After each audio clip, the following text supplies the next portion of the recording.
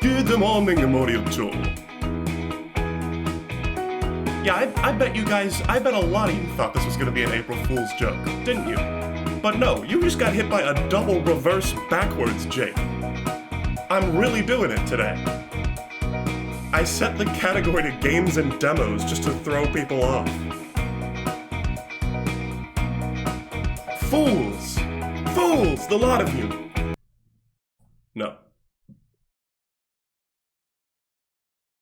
I'm doing it today. Well, I'm not gonna finish the part. But I'm gonna do more of it. It's been seriously like months. Hasn't it? Actually, when was the last episode? It was like ages ago. I've been trying to like sort of catch up on shit. So, here we are. No, I don't really have anything for April Fool's today. It's, turns out holidays are just the tools of our corporate overlords. Also, 9/11 was an incident.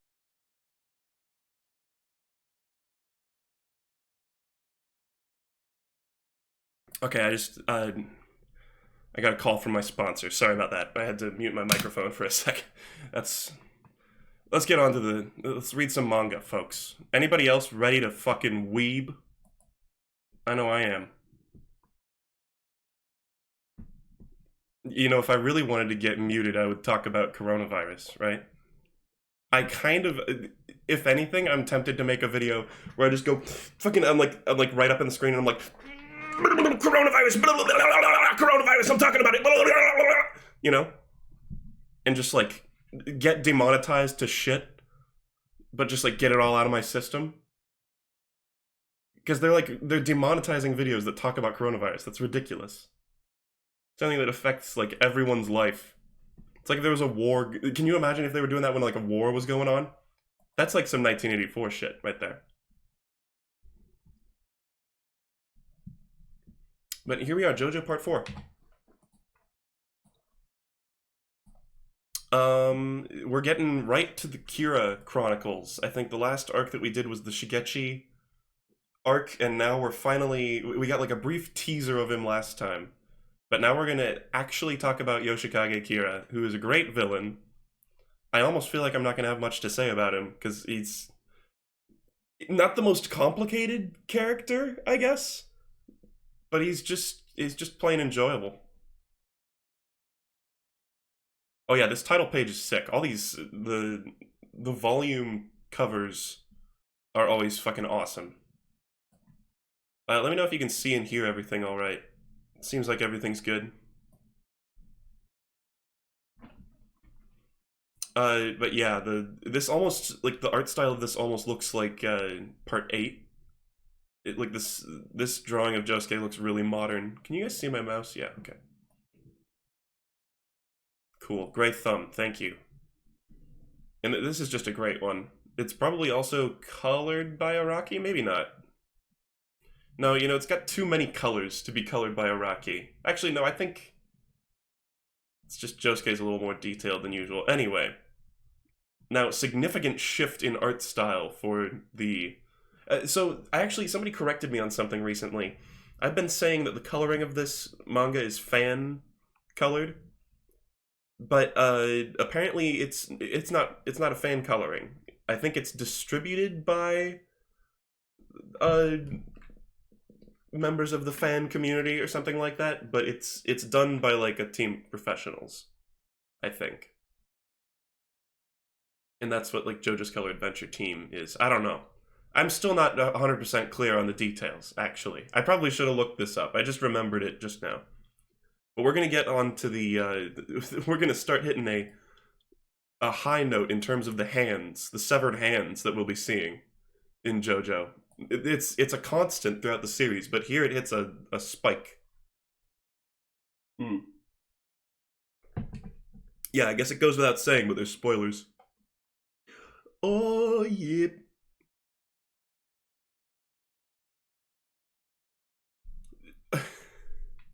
Wasn't here last stream. How did it feel to be fucking wrong about there not being a direct the other day? Alright, that's the direct that was gonna be about Breath of the Wild 2 and have Metroid information, right? Yeah, I loved that direct. That was a great direct. Anyway, sorry. Uh, we got Kira. Like, I don't even know how to proceed. Is there anything people don't know about Kira yet? Like, he's, to anyone who doesn't know, he's visually based off of David Bowie, but all of his stand powers use Queen references, which is fine because they collaborated. Under Pressure, I think, is Queen and right. But we get a brief glimpse at Kira's life, and they're like, "Oh yeah, he's just a fucking like schlub." He just sort of blends in. This, I think, Kira's really relatable to a lot of people.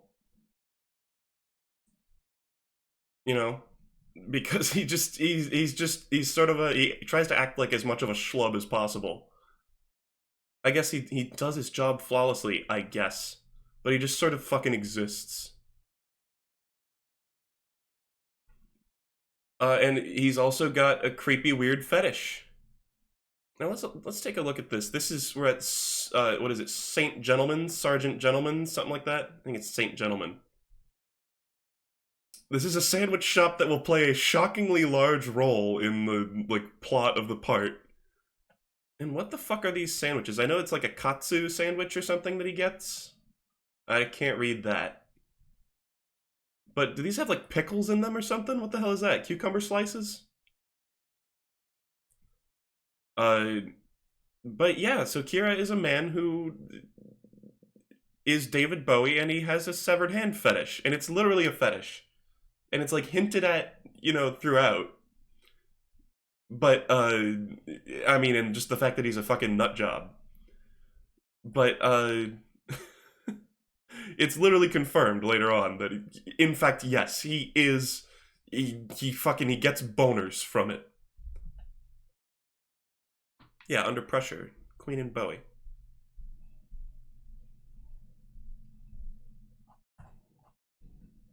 But yeah, so here's a man sucking on a dead hand, and I guess we never get to know whose hand this is. We never get to see them. But here's the fucking panel, the fucking like meme. Lap it up, lap it up. It's the fucking. They even put the word duang in this translation. You fucking like that? I actually made a reference to this in my fucking like severed hand compilation video, and in retrospect, kind of cringe, bro. Unsubscribe. And he's like, "Oh, this hand." He literally says like, "This hand, this dead hand is starting to get a little stanky." And then he makes a fucking hand pun. It's time to cut off our relationship. He's kind of a goofy. He's in these first few scenes he's presented as very goofy, but he kind of gets more serious later on. That happens with a lot of characters, actually. Fucking Poochie. Fucking Funny Valentine. Oh my god, I shouldn't get ahead of myself. Here's I think a rare survivor dog. There are dogs that make it through Jojo, you know? And this dog, like, after these two panels, you'd really think this dog's gonna get absolutely fucking vaporized. But I think it lives to tell the tale. Pun. But yeah, so literally the impetus for like the plot, like Kira just like gets plopped down like by Araki halfway through the part, and then the impetus for like how they, because they just got the like the spiel from Reimi about like, oh, I got murdered and there's a fucking guy who's creepy and he's hanging around Morioh, and but there's not really any like connection between Josuke and Kira. So to draw them together, Araki had this dog steal his sandwich bag that has a stinky hand in it that he was like right about to get rid of, which later on it shows that he can just get rid of them like by vaporizing them with Killer Queen. So I don't know why he didn't just get rid of it right then and there and he instead put it in the bag. But a fucking dog intervenes. This is, I mean, if in part 6 we'll hear about gravity. It's like, is this gravity happening? Just like random coincidences leading to, I mean, it just seems, in retrospect, when I say it like that, it seems like lazy writing, you know? But it's something that is sort of a theme. I mean, they've already covered the whole stand users are drawn to each other thing. So I guess there actually were hints of gravity in the beginning, or in part 4 here. So we got some jokes that don't translate amazingly well to people who don't have a like understanding of Japanese. But we've got Shigechi getting confused about a kanji. And then he like there's like a mix-up. There's like a comical, like almost like a, it almost feels like an Adam Sandler movie type, like jovial mix-up, except it's that this small child accidentally picks up the bag with the hand in it. I guess the dog took the sandwich, yeah. I think I said the dog took the hand earlier. That's incorrect. The kid, fucking spiky head gremlin child, takes the sandwich bag with the hand in it. And that's like the impetus for like the plot. Now the main villain has an actual conflict. He looks so fucking cool. I couldn't even tell you why, and he doesn't even have his like iconic tie yet.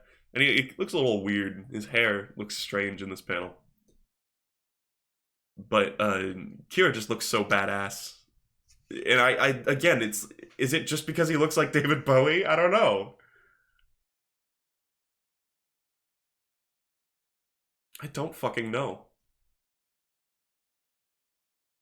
But yeah, this is there's a lot of like memes relating to Kira, and I think part of it is just because part 4 was right when like the part 4 anime brought in a ton of Western fans to the series. That's, I mean, I was introduced to it from part 4 as well.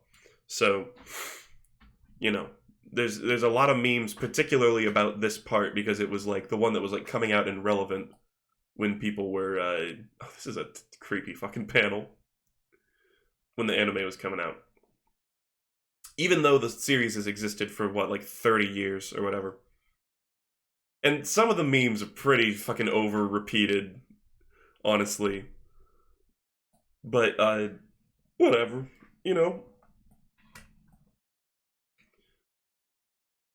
I think this ring, we saw him put it on her finger in the little, like, prequel, in the little teaser that we got of him. Because I remember the little weird heart thing and being like, wow, that would be super annoying.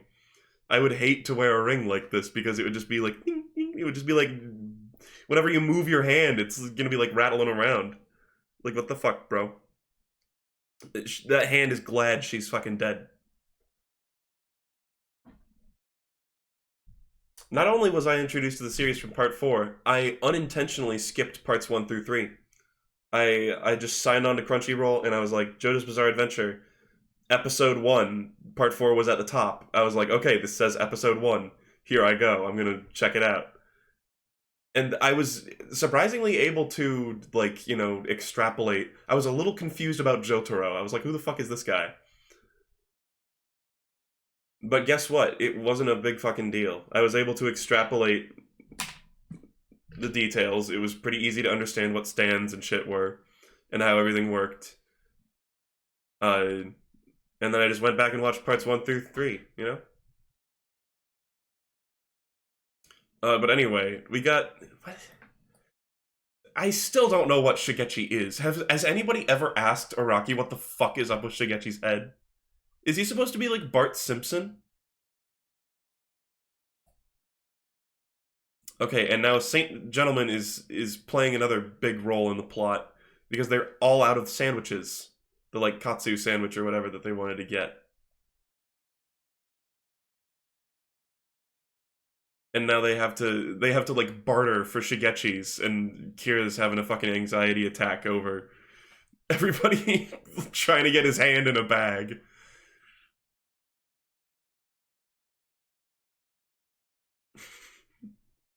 Yeah, I accidentally skipped parts. It's really, I mean, it wasn't that big a deal, honestly.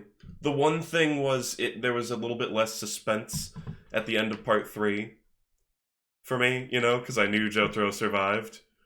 So I was like, oh, this is Jotaro from part 4. But guess what? I don't think that fight would have had any fucking tension otherwise. Because you can probably guess that Jotaro is gonna pull some bullshit out of his ass. And oh, that's just exactly what he does.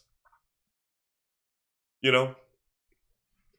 I am caught up on JoJolion. I was planning on catching up with this series, the like podcast open quotes, uh by the time the next JoJolion chapter came out, but that chapter came out like 10 days ago. And it was a good ass chapter and a lot happened. I still want to see more. I still feel like a starving man being fed like a single bean, you know? And it's a delicious fucking bean. But I want more.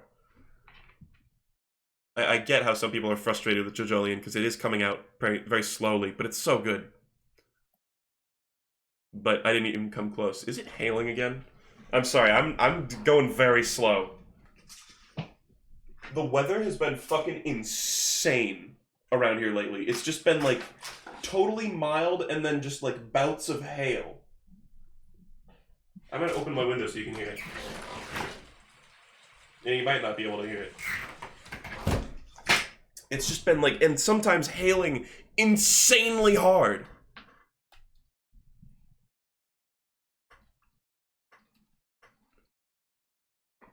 Anyway. And at really weird times, and it always happens for like 10 minutes and then it's gone. You know? Okay, sorry.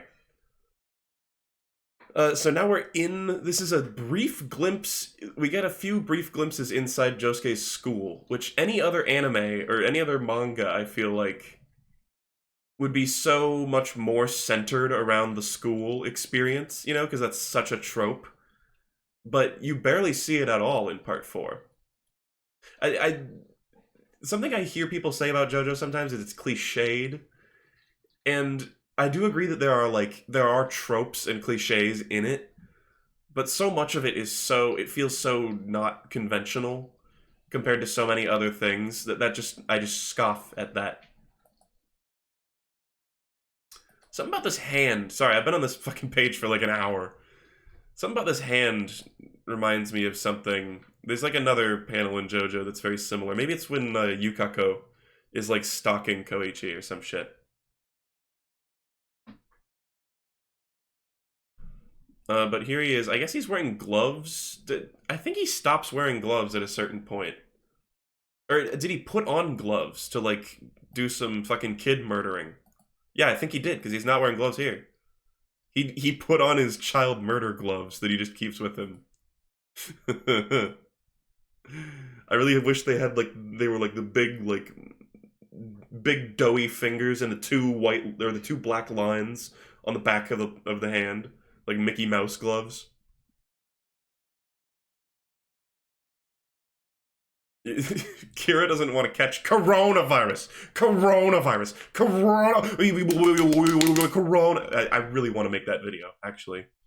Just like yelling about coronavirus. And I'll also say like Mickey Mouse and shit. Just get copyright fucked. That's right. Just by saying Mickey Mouse, you can get copyright fucked. That's not true.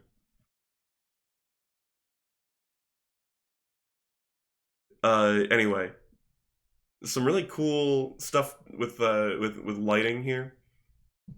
Kira's underneath these. I don't even know what you fucking call these, but it's like in a gym. It's like the thing you jump onto. I've used those before. And you like add layers. Does anybody know what that's even called? And so Kira always refers to it as erasing people, which is kind of what his ability does. Like they just fucking like vaporize. They just go away. Like it's sometimes also referred to as exploding or blowing up, but they really just fucking disappear.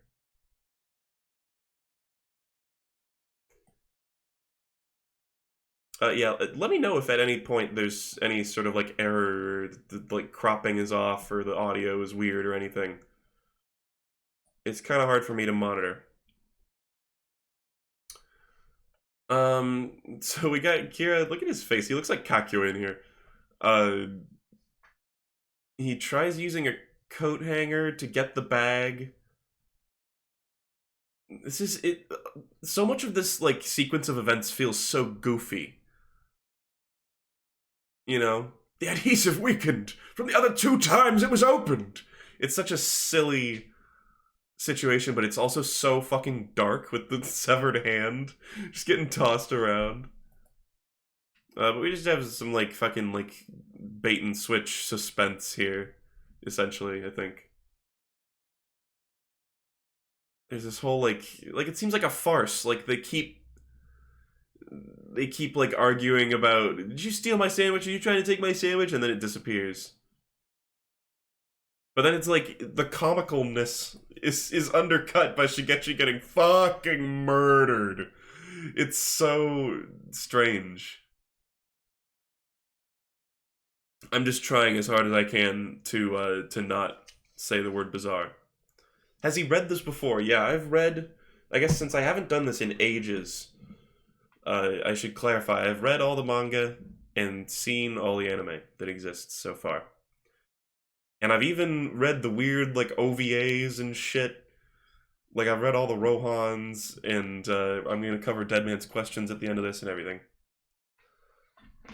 So you don't need to worry about spoilers for me, but don't just go dropping them in chat, because a lot of people are here who have only read up to part 4, you know? We didn't take your fucking sandwich. And keep Harvest away from my hair. I wish we honestly saw more of this, like characters arguing and just whipping out their stands to like flex.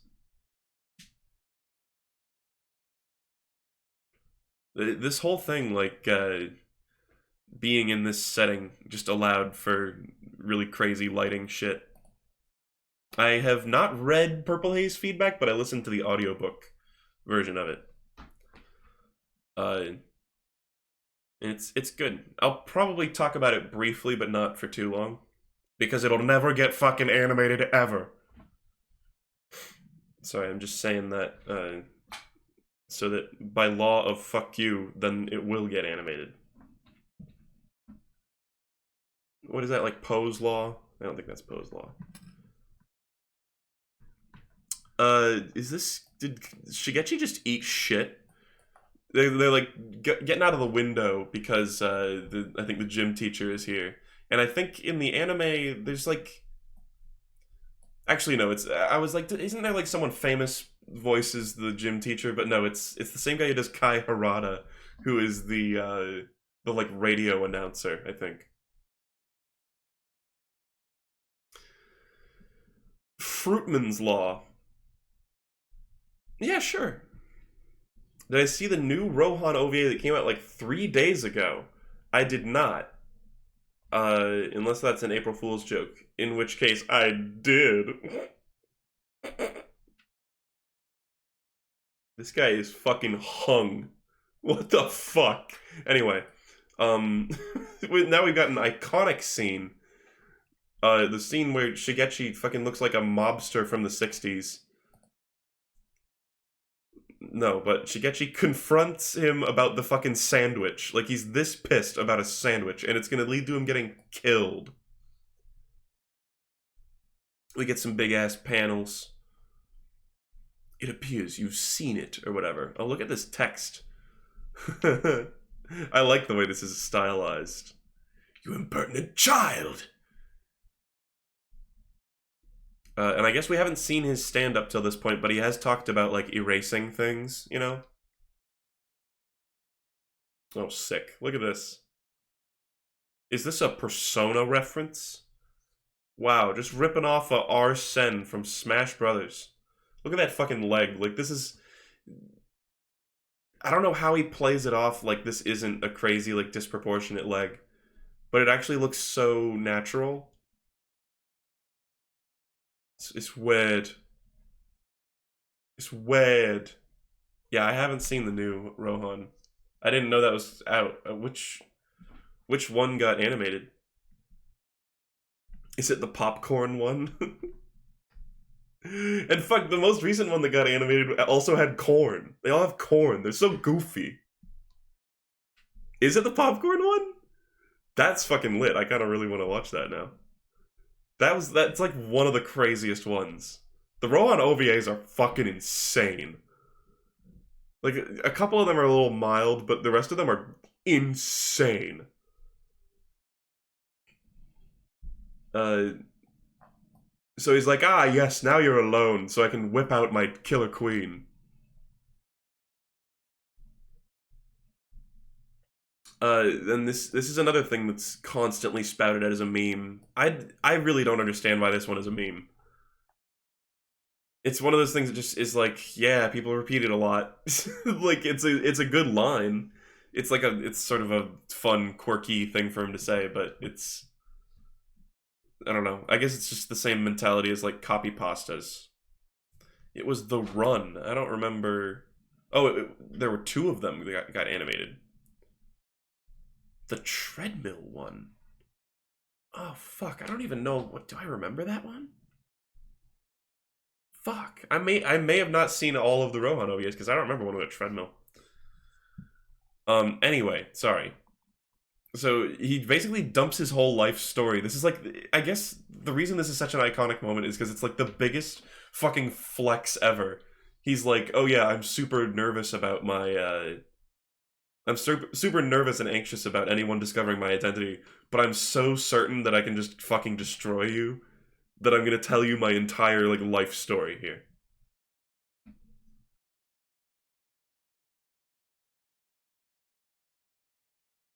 Hold on, give me 1 second. Rohan treadmill. It, like, something about it rings a vague bell. No. I definitely haven't read this one. Huh. Okay, well, I stand corrected. I haven't seen... I've read a significant portion, at the very least, of the Rohan OVAs. But I guess I haven't read all of them. And there's a couple of the light novels that I haven't done, like Golden Heart, Golden Ring, or whatever. And there's like a light novel for part 4 that has like some official Araki drawings in it that I like never knew about until recently. But I haven't read that either. It's about this chick who basically has Metallica from part 5, essentially. It looks so similar. Anyway. We're getting Killer Queen. This is one of the coolest fucking stands in the whole series. It's so fucking weird looking. It's like an alien cat thing. Also buff, like, muscle man wrestler type. It looks fucking sick. Killer Queen is actually my phone wallpaper. My phone wallpaper is the Killer Queen, like, skull pattern tie thing. It, like, tessellating, and then it has like the bites the dust Killer Queen coming out of it. Because it just looks so fucking cool. And he's pink, of all things. Like, Crazy Diamond and Killer Queen are both, like, bright pink. What a fucking choice decision. That's what I've been calling it. And, okay, everybody talks about another stupid meme. This is going to be the Grayfruit criticizing Part 4 memes Variety Hour. Because when the anime came out and Killer Queen was revealed, everybody's like, oh, it looks so stupid in the initial reveal. But it's like, the picture that people always use of it is one that's like in the background. It's like you see Killer Queen for a brief second before it goes into a close-up. And people always use the, like, zoomed in version of the one that's, like, far away. But it's like, guess what? They always fucking look like that. And also in the manga, like, I bet we're gonna get a frame of Killer Queen looking fucking derpy in this read of the manga. I guess he looks pretty fucking great here. But, like, look at this. Look at how stupid he looks here. That's just, like, a few pages later in the official manga. It's like, yeah, when things are far away in animation and drawings, sometimes they look derpy. But, like, the actual reveal, where they, like, mimicked this glory shot of Killer Queen was, like, you know, not exactly as detailed, but it looks fucking great. But, hold on. What's, the shitty Killer Queen? What's the, like, yeah. Oh, JPG large, fuck off. I hate Twitter. in the way that it changes extensions. But like this, this is like zoomed in. It like, this is like sort of in the background of a shot. Like the real one is so much fucking better. Where like it shows this for like a second, and then it cuts to, oh my god, it's saved as a web page. Okay, it cuts to one that looks way better. Fucking, I can't. Sometimes on Google Images you save things and it's like, you don't want a JPEG of this, right?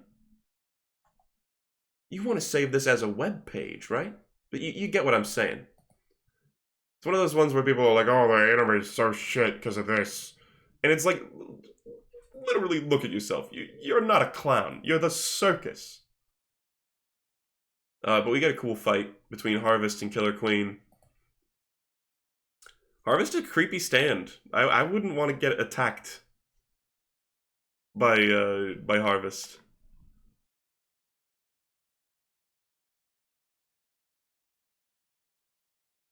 Anyway, sorry, I'm reading chat.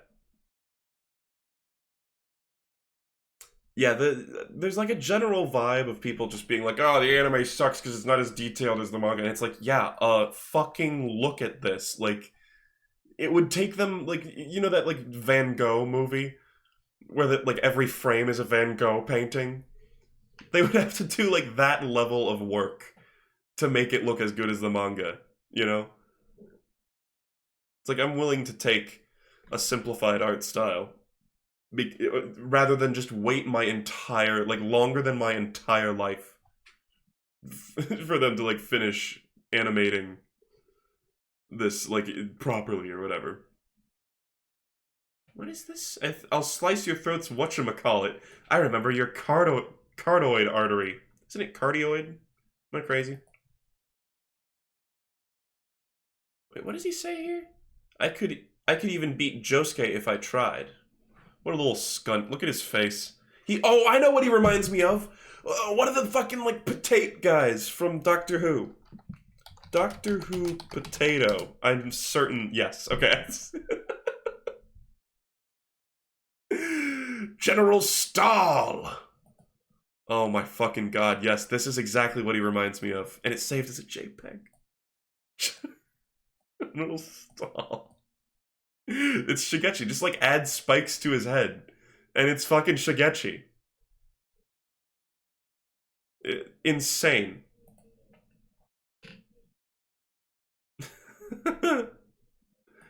So here we established that you can kill a few of Harvest and it just, like, doesn't even matter. Like, Shigechi doesn't even get hurt. And then Kira pulls a mind game on Shigechi because Shigechi's mentally weak. And he knows he's gonna grub the little coin. And he plants this weird bomb in it. Although, so this is a weird moment. Because the bomb just straight up, like, it plays it as though it killed him. It shows Harvest, like, blowing up and his face getting destroyed. But it doesn't work. For some reason, it just, like, doesn't take. Like, this is right after he says it turns anything it touches into a bomb. So it's like, oh, you know, it's like an actual bomb. But then later on, you see he just instantly vaporizes shit. So why didn't Shigechi get instantly vaporized here? Like, I don't want to sound nitpicky. God forbid. But, you know, looks like I'll be sleeping like a baby tonight. And that's a great moment because it's so fucked up. It's like he murders a child, picks up his severed hand, and he's like, ah, now I can relax. Cool drawing of Harvest. Harvest is one of my favorite stands. I've said this before.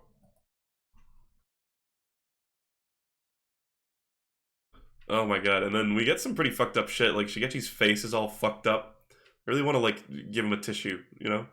At the very least. But, like, he gets fucked up, and he says, like, your brain is, like, mixing around in your head or some shit. About 1/3 of your brain's leaked out through your ear. It's like, is that true? Or is he just exaggerating? Let's see. All I need to do is hit the switch, and no matter where it is, whoever touches it will burst into fragments. In your case, half your face was blown off, but it's like, why didn't it vaporize him?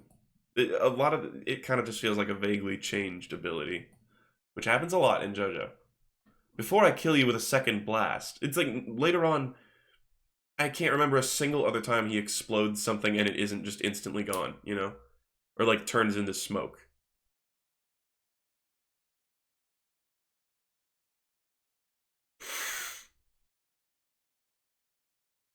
Things instantly vaporize when they are the bomb? See, that doesn't make sense because, I'm still here! I'm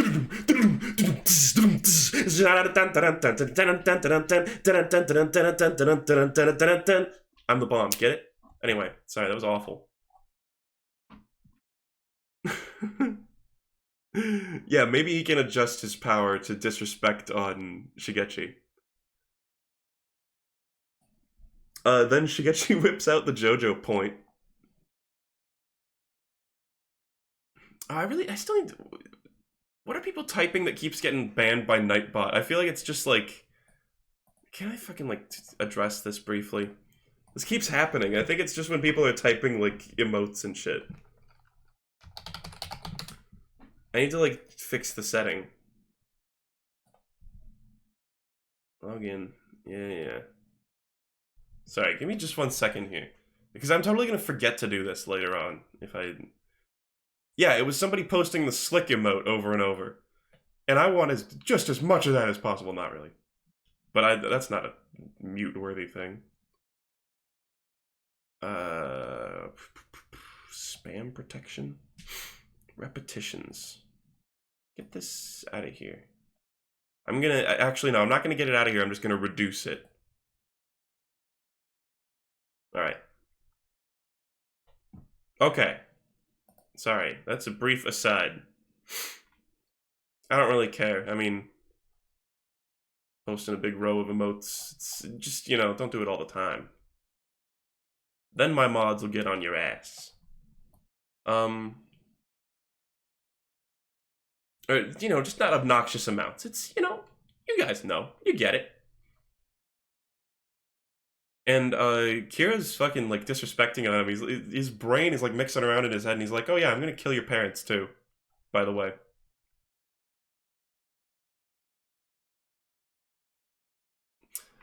And then this is kind of weird because he mentions Reimi's name, and then he's like, "What? Sugimoto Reimi?" And it's like later on, doesn't he not even recognize her? Maybe he recognizes the name more than he would recognize the person. I don't fucking know.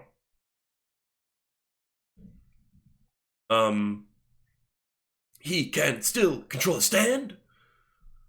Weird, like, bubbles there.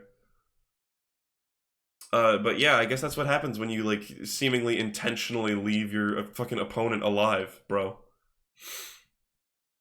This is a part 6 reference.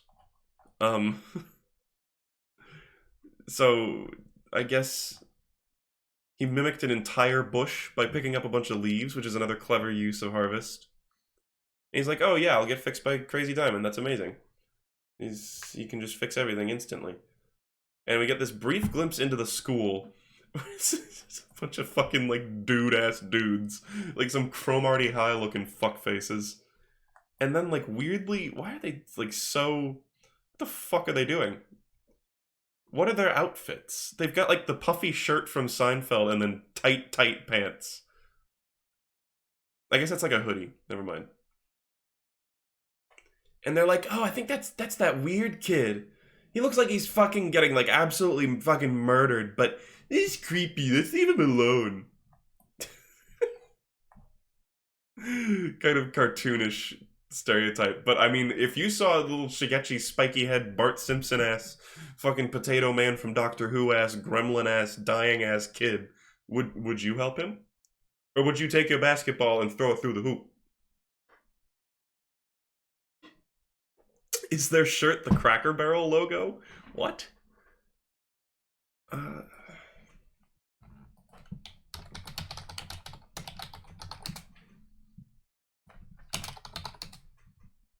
my god.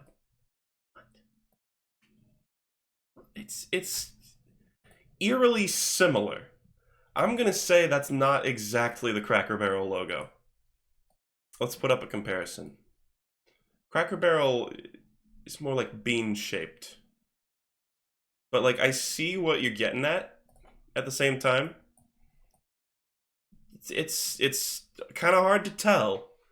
But look at that. It's not got the guy with the barrel, which I feel like I'm looking at Google images of it, and it's like there's none of these don't have the guy with the barrel, you know? Oh my god, what? Donkey Kong. I found there's one that says Donkey Kong. Anyway, sorry. A brief aside. We're gonna get through one chapter today.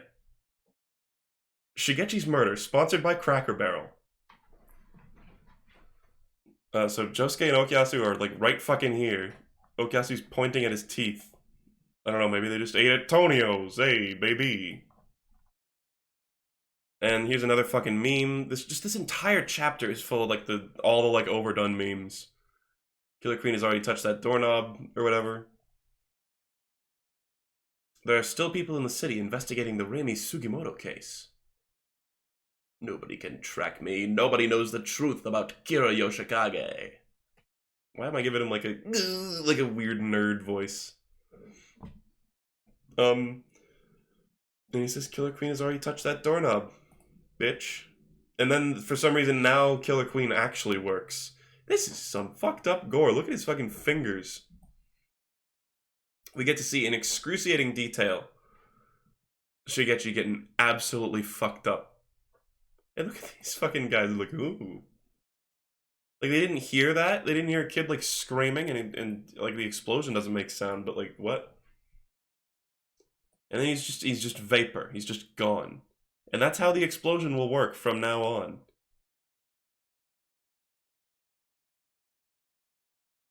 That's the true power of Killer Queen. That vaguely reminds me of something in Part 8. Part 8 stands will know what I'm talking about. I can't believe I just said stands. That one's so heavily associated with like K-pop that I don't even want to use it, you know? But then Harvest comes in with the button from Kira's shirt. And he says his catchphrase. He says like Mitsuke Taizo or whatever. One last time, which is something that the Harvest was chanting when they first saw them, which I always thought was kind of a cool touch that he says, "Oh, I found it." At the very end. And this button, I feel like, with the way Josuke's stand works, like Hamon Beat has disputed this. And he's like, oh, the button isn't really part of the coat. You know, it was just affixed to the coat. But later on, it's established, and earlier we saw it with the Chili Pepper fight when he like brought Okuyasu back. Is he could have punched this button with Crazy Diamond and then just watched the button like zoop back to Kira's jacket and used it to find Kira. You know? But you could argue that it's like, oh, the button isn't part of the coat, but with stand rules, it's like, it is part of the coat. Like, it's sewn into the coat. It's an integral part of the coat. You know? And he does that later on with Kira's severed hand. Which, I don't know. Once it's cut off of him, it's like I don't know. That one does seem like it's like more connected, you know? I don't know. I'm just rambling. It's always felt like a bit of a plot hole, but whatever. It's like stand rules are so forgiving. Like, fixing something, open quotes, is such a vague thing that I feel like Josuke definitely could have used Crazy Diamond on this. You know?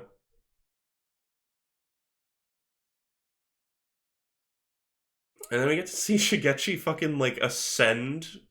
But it's like, a lot of characters... I think the reason why this is such a, like, a tragic death is because a lot of times it's like, you know, Avdol dies and Iggy dies and they, like...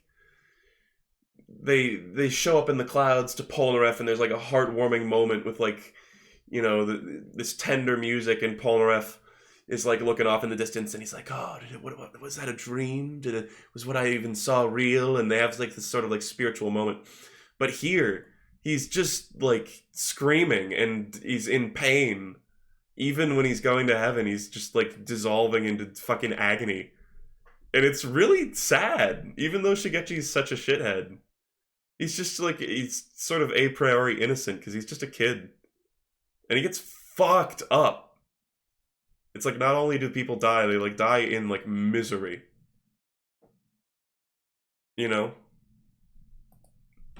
And the only one that sees it is someone who didn't even know him.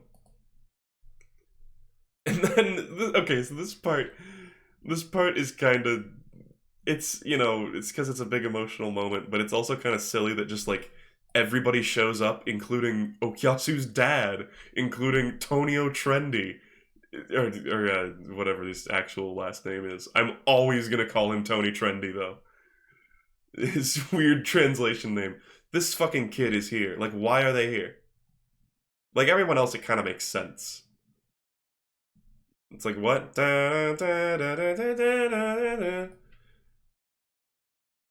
Whatever. I mean, it's like they put out the call, but like Tonio is, I don't think he even like talks during this. I think he might say, I'll put out I'll keep an eye out in my fucking restaurant. You guys know I'm a chef, right?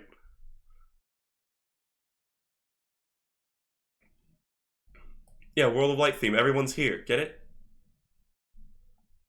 There's no mistaking it. He's dead.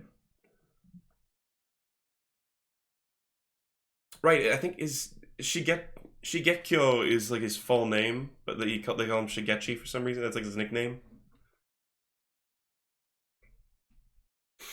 But I know his signature. It was definitely the work of the man who killed me. Okay, this is fucking inconsistent.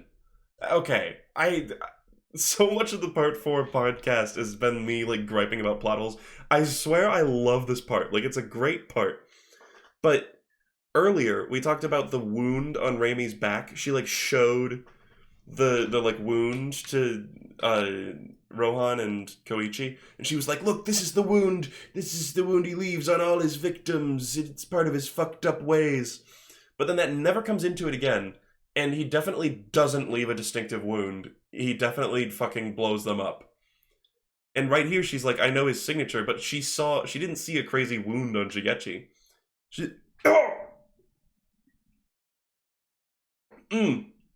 I gotta whisper. I gotta tickle in my throat real fast. Oh, fuck.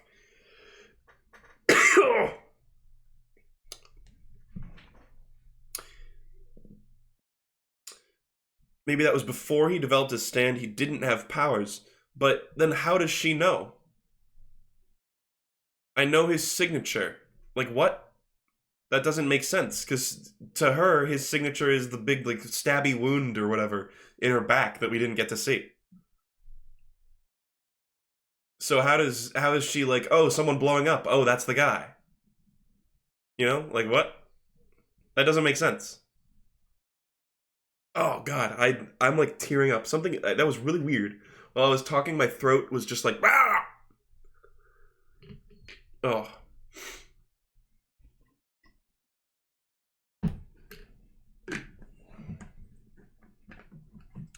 Reimi saw all the girls he exploded, though.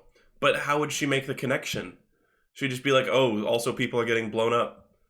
Man, I wonder if that guy who gave me that distinctive back wound is still killing people, you know? I don't know. You could chalk it up to like, she's a spirit and she understands through the spiritual energy. That's just always felt like they just ditched the whole thing with the back wound in favor of making him a hand fetishist. You know? Anyway, sorry, tangent. And also I swear I'm alive.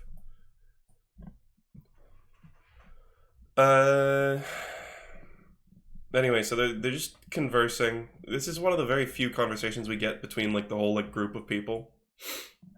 You know? Actually, sorry. I'm getting a message from chat. Why is it Tonio never heals old Joseph? I don't know, but I also think old age is different from like diseases. I don't know. I guess Okyasu was having like what, like back problems and shit. I don't know. Also, look at this.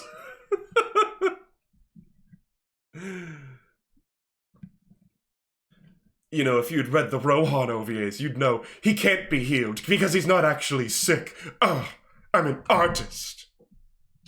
Sorry, that's a deluxe Rohan OVA reference. We can consider this Shigechi's last words. Fucking button. What a horrible last words. I'll ask the Spew Foundation to look into it. Actually, wasn't that... That's a Harry Potter reference. That was the Elf Protection Society that Hermione made. Spew. It had an E in there, actually, though. Spaghetti of Youth. Could his bottle... Could his body handle being healed like that? His body could handle having his fucking arm cut off and then being launched out of a volcano into the stratosphere. I think he'll be fine. But I don't know. I don't know. The series is so, like, rife with these, like, crazy abilities that so many of those things, it's like, well, why doesn't Josuke just use his powers to literally, like, make people immortal, you know, or Tonio. Whatever. Sad dog. Someone says, why is that dog so humanly sad? It's because it's got its fucking throat slit. Constantly. Yeah, I'd be a little depressed. We get Okuyasu getting pretty shook by this shit. They have very realistic reactions to this. Because it's like Shigechi was like kind of a little scrote to them. But it's devastating to them nonetheless that he's dead. They're like conflicted. Should I be angry or sad? Oh! Wait! Is this fucking real? Look at this shit! I'll be sure to be warning my customers. First the Duang and then this. At such a time. Those translators really put that shit in there. What the fuck? That's fucking absurd. And then we get Hazawada reinforcing stand users are drawn to each other. They keep repeating that. That's like his thing.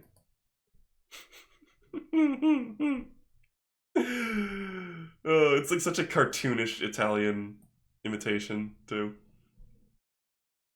And then we get, they just, like, bump right into him. So they all walk away, they're like, oh, you know, we're gonna keep an eye out, I guess. And then Kira's just fucking there. And they don't even know, because they don't even know who he is.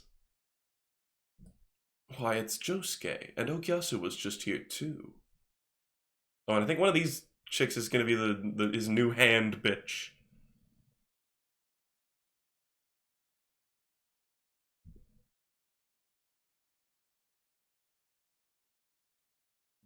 She looks like, what does she remind me of? Like Azula from Avatar The Last Airbender. She's got like a heavy Azula vibe. But this guy's like, oh my god, I'm totally fucking vapid and like a bitch. Oh my god. Blah, blah, blah, blah, blah. And Kira's like, oh my god, this fucking thought needs to be taxed. I don't even know what that means. She has a beautiful face, but an ugly heart. I know just the way to purify it. This is part of his whole, like, fucked up worldview.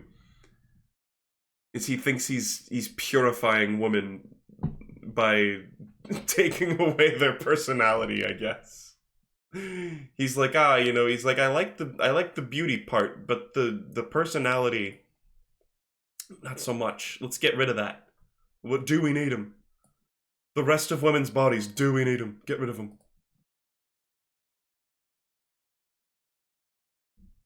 And now, oh right, I think we're gonna have the Cinderella arc is next, actually. I think the arcs got, like, swapped around in the anime a little bit. It's kind of weird that the Cinderella arc is straight after this. But they're like, oh yeah, we're checking around at all the tailors and shit about that button because I forgot my own ability. No, I'm just kidding. There's probably a very good reason why you didn't do it, I don't know. And Josuke's still a little hostile to her, as in literally threatening to fucking kill her. there's a little bit of tension between these characters. It's fine. It's good that she doesn't just immediately go to being super hunky-dory with them. And here she is being a total, what is the word again? Tsundere? Is she a tsundere? Is she a fucking yandere? What the hell is she again? I always forget the dere that she is. I get them mixed up.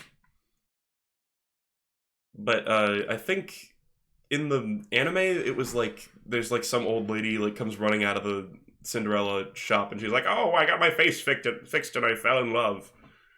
But here it's like old Joseph mentions it to her instead, while Octung Baby is there being boop, boop.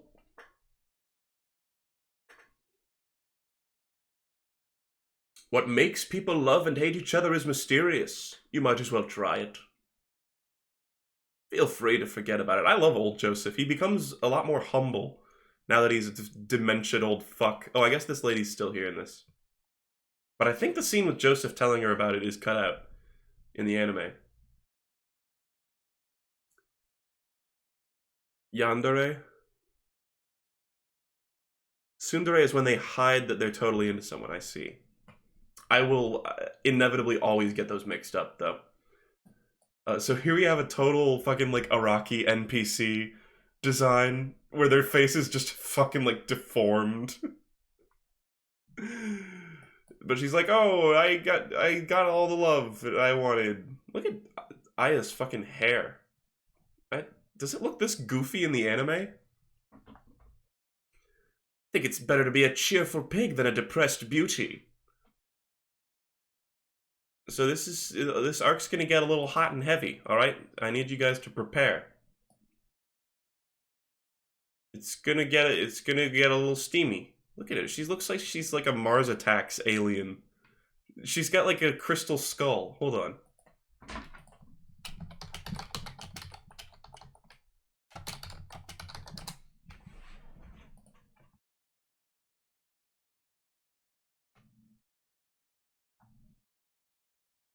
I need like a PNG of a crystal skull.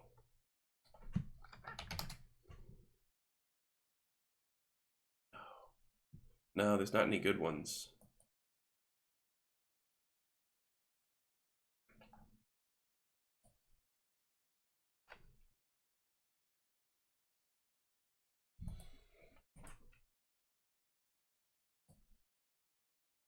Like, it just looks like she's got one of these, you know?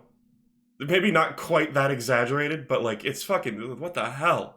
What are you hiding under there? Yeah, and this character's definitely a Jojo reference. Because her name's Aya, Aya, get it? Funny joke. That's what we call a part 2 meme, bros. Don't forget to like, comment, and substand. Oh yeah, and she says, don't mind me, I just have low blood pressure. She, like, talks, like, I guess very breathily. And I think they carried that over to the anime, too. I always forget, she, like, just is huffy. It's kind of a cool detail. A lot of the characters in Part 4 just feel so human. They have little quirks. They almost have, like, Tarantino-esque quirks, you know? Where they're a little bit crazy, or they got like a weird thing about them, but it's like, hey, guess what? Everybody's got a weird thing about them. You know?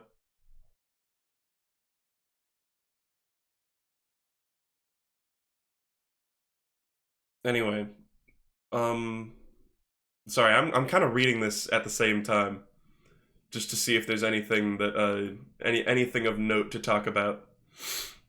But this is basically, this arc is, you know, of course, parodying, or not parodying, but referencing the Cinderella story, where she's like, oh, I'll turn you into a beautiful woman. She's like, I'm already pretty, or whatever. But she's like, no, you could be prettier. Basically, it's like feng shui for, like, the face. She goes, oh, the shape of your face gives you bad luck. And you'll be fated to never find love if you have the face that you have now. Which is a very sort of Eastern ideology, I think. And then we get this shit. She's like, oh, sorry, I'm not very good with computers.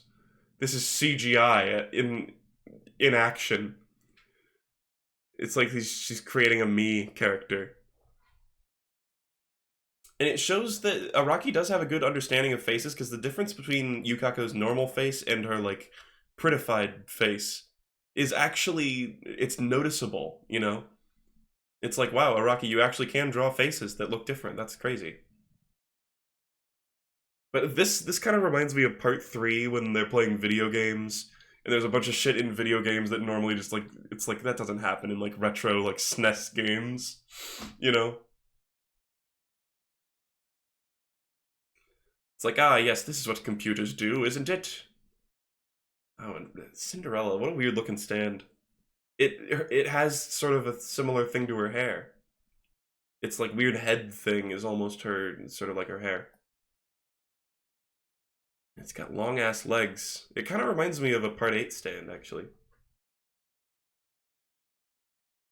But she's like, oh, well, don't worry, if it doesn't work out, I'll just refund it and undo it or whatever.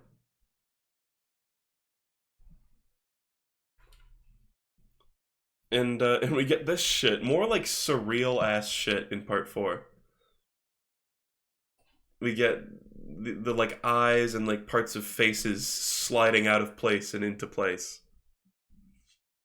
So cliched. I mean, who the fuck else saw this scene coming, right? Everybody, I bet. The eyes sliding off the face scene, fucking, oh. Get some new ideas, Araki.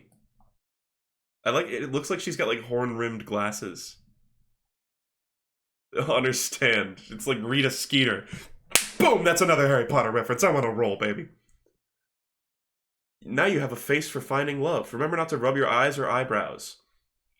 And it only lasts half an hour. That's just part of it. It feels like there's arbitrary restrictions on Aya's ability, but this one feels much more excusable because she's like playing the role of the fairy godmother. And she's like testing her, you know? She's like, could the shape of my eyebrows really change my fate? I don't remember, was this in the anime? This isn't ringing any bells, actually. But, oh, she jumps this guy for a taxi, and then ties his wristwatch to this, like, telephone pole with her hair. Something about that, I don't remember that at all. Even from reading the manga. But this guy totally looks like the pig cop from part 2. He just looks fucking hideous.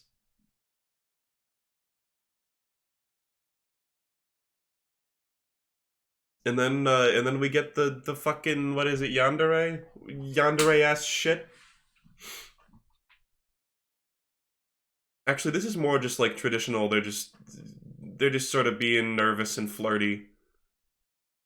And he's like, oh yeah, I know you kidnapped me and fucking were about to literally fucking murder me and tear out my penis. You literally said you were gonna do that, but I think we should be friends. Because we're stand users. I think a lot of people sort of get an icky feeling from this whole relationship.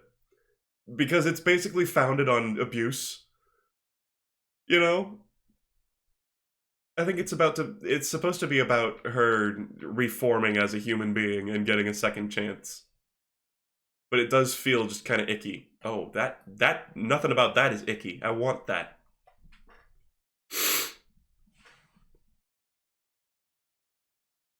Anyway.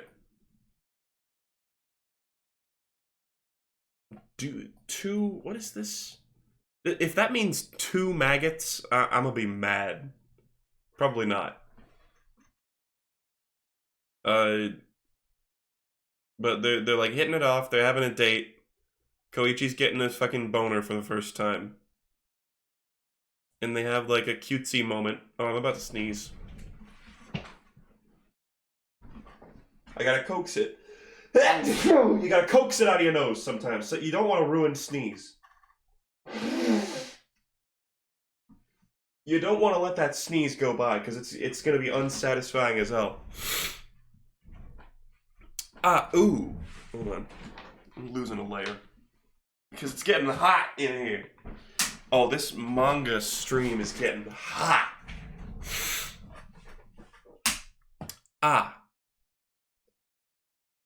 Anyway, so they're freaking out because they're touching, they're hand holding. Koichi's boner actually pierces through his pants physically, making him need to make an excuse and leave the table. But it's really that fate had intervened because her eyebrows changed shape because it was 30 minutes. This I remember this pose distinctly from the anime. They like didn't animate her mouth properly in the anime, so it just like sort of flaps open and closed in this panel, and it makes her look way more goofy than like anguished. Oh god. Oh, I got stuff in my throat. Look at how much shorter Koichi is than her. Koichi doesn't even, they don't even need to fucking sit down to have some action. It's fucking insane. I remember this part where she causes a fucking massive pileup and then says it's the light's fault for being the wrong color. In the anime, they have these really cool inserts that are sort of in the style of this book cover. And I don't think they're actually in the manga, but that was one thing they added in the anime where I was like, delectable. Like, that's some good-ass shit. They made these kind of like mosaics that were stylized after old fairy tales.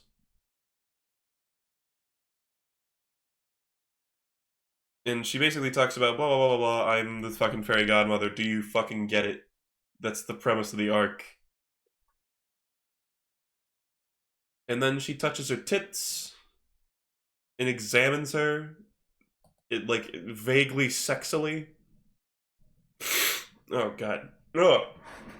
I'm sorry, my allergies are flaring up a little bit. This always happens when I'm horny. No. Joke, joke, joke.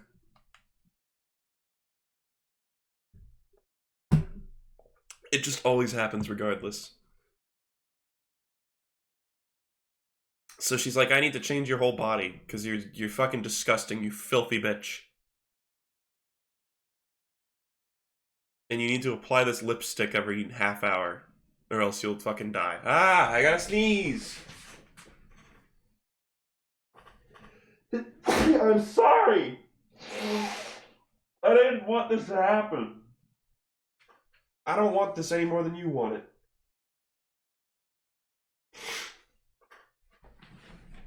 Oh! Okay.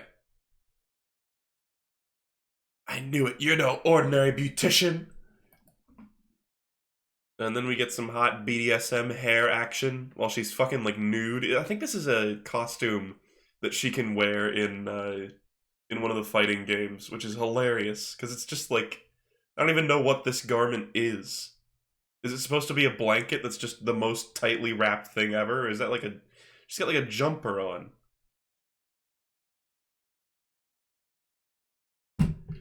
Ahoo!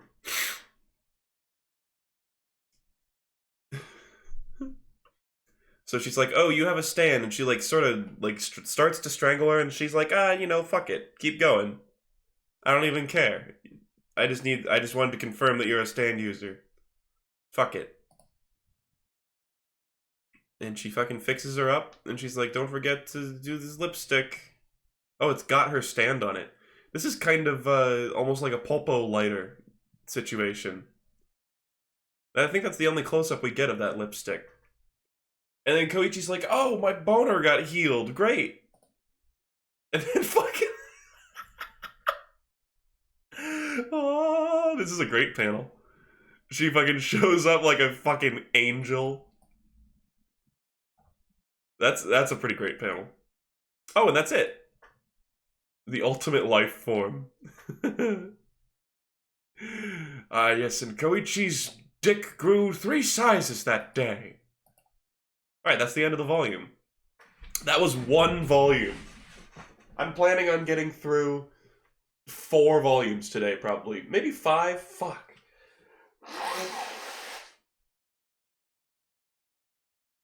There's still a considerable amount left in this. This, like, every part, like, part 4 onward is, like, doing the podcast for these is gonna take fucking ages. Like, we're gonna have a lot of episodes of this, to the point where I'd, like, if I ever want to edit this together, I almost might want to, like, hire someone to do it. I don't know. I've never liked the idea of, like, paying someone to do something on my channel. Because it's just, then it becomes, then I'm a boss, you know? And I have to, like, be, like, businessman face, and I just don't want to do that. But I just don't want to go through editing all of it, but I kind of want to make sort of a Lark Souls supercut type thing, you know? Except with this Jojo Open Quotes podcast. I don't know. It's gonna be a lot of fucking footage. Are we on Sheer Heart Attack? Yeah. Quiet Life, and then this one's Heart Attack.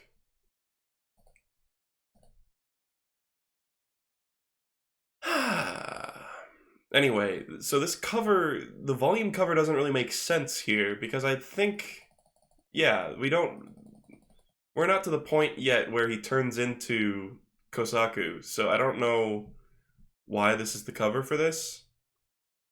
It's like he already has the, like, bites the dust hair, you know?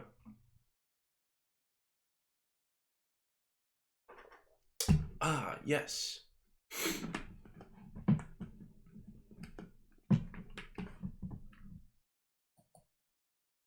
Anyway. Miss Yukako, you are now a heroine who can't fail at love. Unless you forget to apply the lipstick, which you definitely will.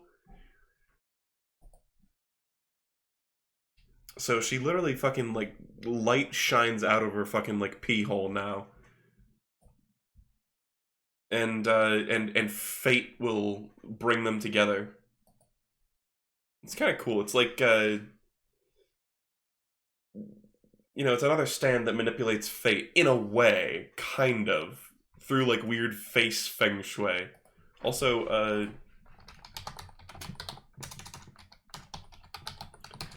little fun fact coming up here. Hold on. So in part 3 we talked about Midler, who is a character that we barely see at all in the manga or the anime, but in the fighting games, she's her own, like, fleshed out character with a rocky design. But it turns out, for some of the art in that game, they traced images of Yukako from the manga, and this panel right here of her yelling on the phone is one of them. So Midler bears a striking resemblance. I mean, this one on the right is kind of a stretch, honestly. But the one of the phone and the one of just, like, her side-on look, it's kind of interesting. Fun fact. Because I guess maybe, like, the in-game assets had to be made by people who weren't Araki, and they were like, you know, Araki gave us this one drawing of Midler, so we'll just sort of paste her design on Yukako's basic, like, structure. It's kind of neat.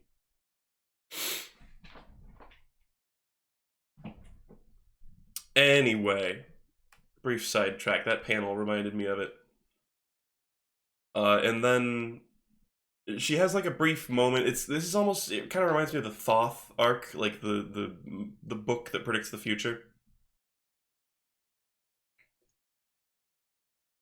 And like, just the whole fate thing, and she's like, oh, but it didn't seem to work. What the hell? And she's like, oh, you just have to like have faith in the fate. She's like, just trust that things will work out for you.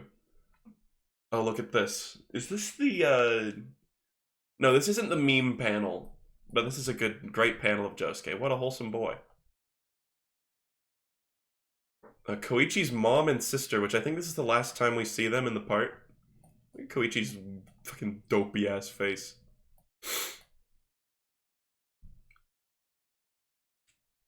Why does Yukako have a fucking, like, fat dot in her forehead?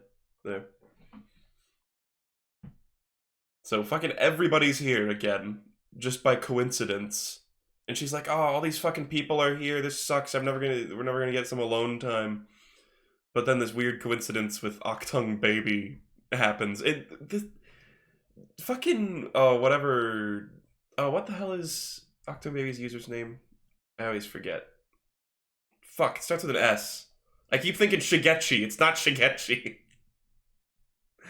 Oh, it's on the tip of my tongue. Someone in chat knows, probably.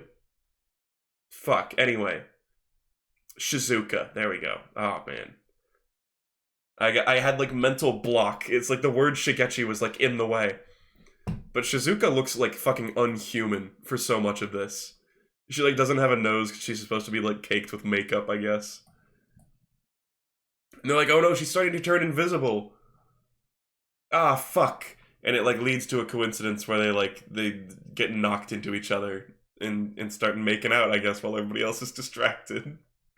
These like, vertical lines are kind of cool. I don't know what's up with that. Is that supposed to be, like, chills running up his body or something? This is a cool panel with her hair just taking up the whole fucking thing. It kind of reminds me of those Dio panels in part 1. Someone says, I didn't understand the baby thing at all. Like, it had seemingly no purpose. Well, Shizuka, I mean, it does come back in this arc, and it comes back in the Junken Boy arc. And I think part of the purpose was just to have that moment in the actual Invisible Baby arc where old Joseph and Josuke sort of have a moment together. You know? But I agree that it feels really... That's one of the things that really does feel like an abandoned plot point, because there was a whole thing where they were like, we need to find the Invisible Baby's mother. And then it's like... that doesn't happen. They don't even get, like, a hint as to why the baby was there on that one day. Koichi's heart is pouring into mine. Who could apply lipstick at a time like this? Uh-oh. Fucking top 10 rut-row moments. Here we got Josuke drinking a juice box like an absolute fucking badass.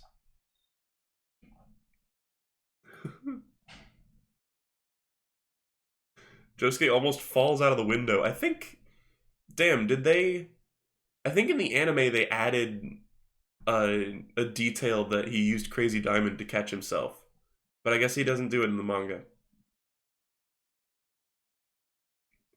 Josuke uses Crazy Diamond on the baby and it goes back to the mom. Now there's a big brain idea. But they're like, oh my god, it's that fucking chick that literally kidnapped you and tried to fucking murder you. Like, Josuke's concerned, but Okuyasu is just having a top 10 boohoo moment. Because he can't get any of that sweet poontang, but Koichi can, I guess.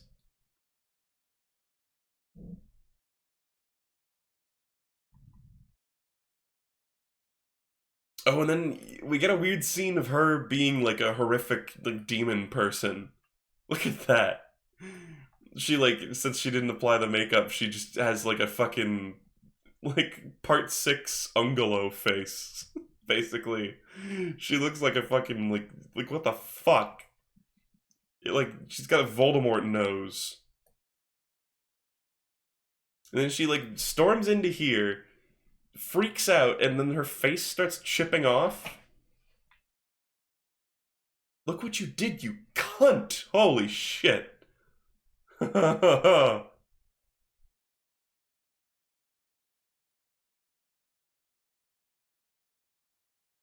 And then we get, we're starting to get this motif of, like, the face shape. We get this, like, T formation on the face that becomes, that's a recurring thing throughout. What is the #1 selling point of Jojo? Because I want to know whether I should read or watch it. I don't know. I'm not here to advertise it to you as a commercial product. It's just good. It's just entertaining. You fucking shit, fix my face. I mean, is that are you not sold right there? I only forgot once. Just fix my fucking face. Oh, she's, like, losing her fingerprints, too. She's sort of, like, just losing her, like, identity as a person because she fucked up in applying lipstick. Kind of feels like some vague... something to do with, like, womanhood, you know? This whole arc. Sort of the struggles of maintaining one's appearance. in such a way. There's no spare. Imagine if she just had a spare face sitting around. So Koichi comes in and he's like, I realized from your fucking, like, horrifying personality that it must really be you. That's what made me fall in love with you.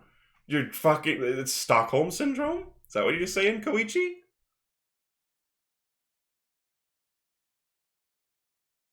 Anyway, Yukako's hair is gonna be going fucking nuts for the entire rest of this arc, I think. And she's like, oh, that's cute, it's love or whatever. And she gives him the, like, big final test with all the faces floating around. Again, just so cliched. Who else? I mean, I saw this coming from a mile away. Where she has to pick her own face, and if she gets it wrong, she's gonna be ugly forever. Fucking just cliched.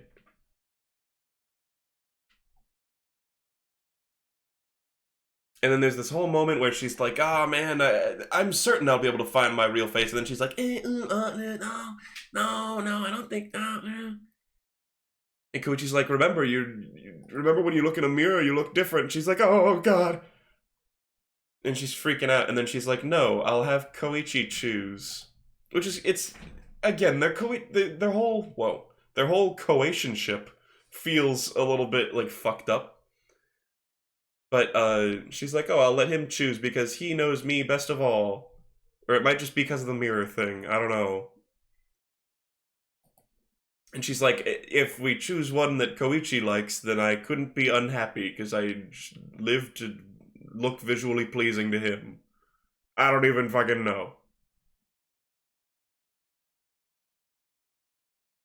And then Koichi, the ultimate badass, is like, "Oh, I picked this one. But if I got it wrong, gouge my fucking eyes out and make me go blind so I don't have to look at her ugly fucking face." And he puts it on, and then Cinderella or Aya is like, "Oh, it was the wrong face, but the display of love and trust was so pure that I couldn't refuse them," or whatever. You sure do have a good eye for men. All right. Well, sure. Basically, what I'm trying to say is this whole relationship makes me get a feeling so complicated. 2 minutes from the station, closed on Thursdays. She's like, "Wow, I can't believe he actually said to fucking gouge his eyes out." That's an arc. That's an arc that exists. We got more. I like all these maps. This is something he does in part 8 a ton as well. Is show a map of the area and, like, where shit happened. Fountain where the turtle was right at the beginning. And it's like, oh, these are all settings. Like, that was from the Hazamata fight. This is from the very beginning. That's from actually, wow, these are so close by. This is from the very beginning. I mean, this we just saw. That's the cafe that they were at the beginning of that. This is the bank during the Shigechi arc. This is the department store that Kira works at. It's like, oh, crazy. Whenever a resident of Morioh narrowly escapes trouble, they always say it's because of my good daily routine. People over 30 respond, yeah, and people believe in fish heads too. What? It's not really a religious thing, just a superstition. Almost everyone in the town follows. Fish heads? The fuck is fish heads? What? I don't even get it. Each year, Morioh receives around 200,000 tourists. The residents generally don't associate with the tourists. The shopkeepers approach them with an attitude like, if you're gonna buy stuff, I'll sell it to you. This unwelcoming attitude can be off-putting, but if you get to know them, you'll find that Morioh people are generally good people. From 100 best vacation spots without leaving Japan. 1,500 yen including tax. This is kind of cool. Because Morioh is not a real place. I think it's based off of, what is it, like Sendai or whatever? I don't even fucking know. But he included the detail of what the, like, travel book where it was published.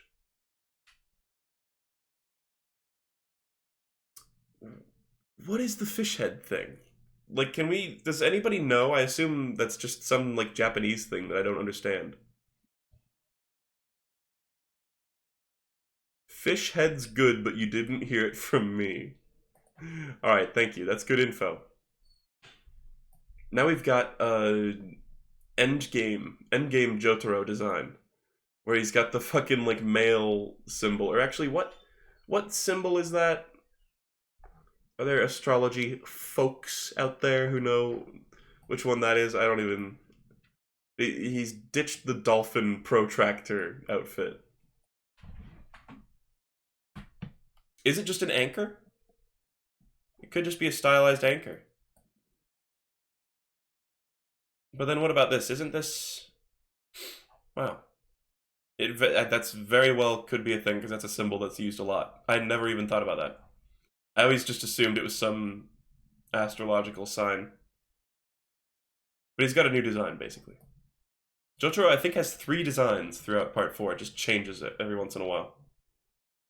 And we get this brief moment where Koichi tries to make conversation with him. So people always say Jotaro might have autism, or like a mild, like on the spectrumness to him.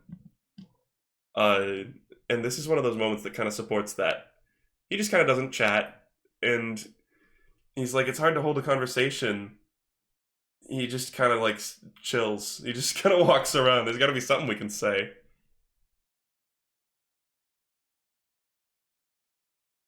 I really like your coat! That's a great panel. And then he's like, oh, shit. And now, oh, we're getting to sheer heart attack. We're at centipede shoes. So Jotaro's like, oh, I just had like a brain blast. We've checked all the tailors and shit, but we never checked a shoe place. Because they also do tailoring.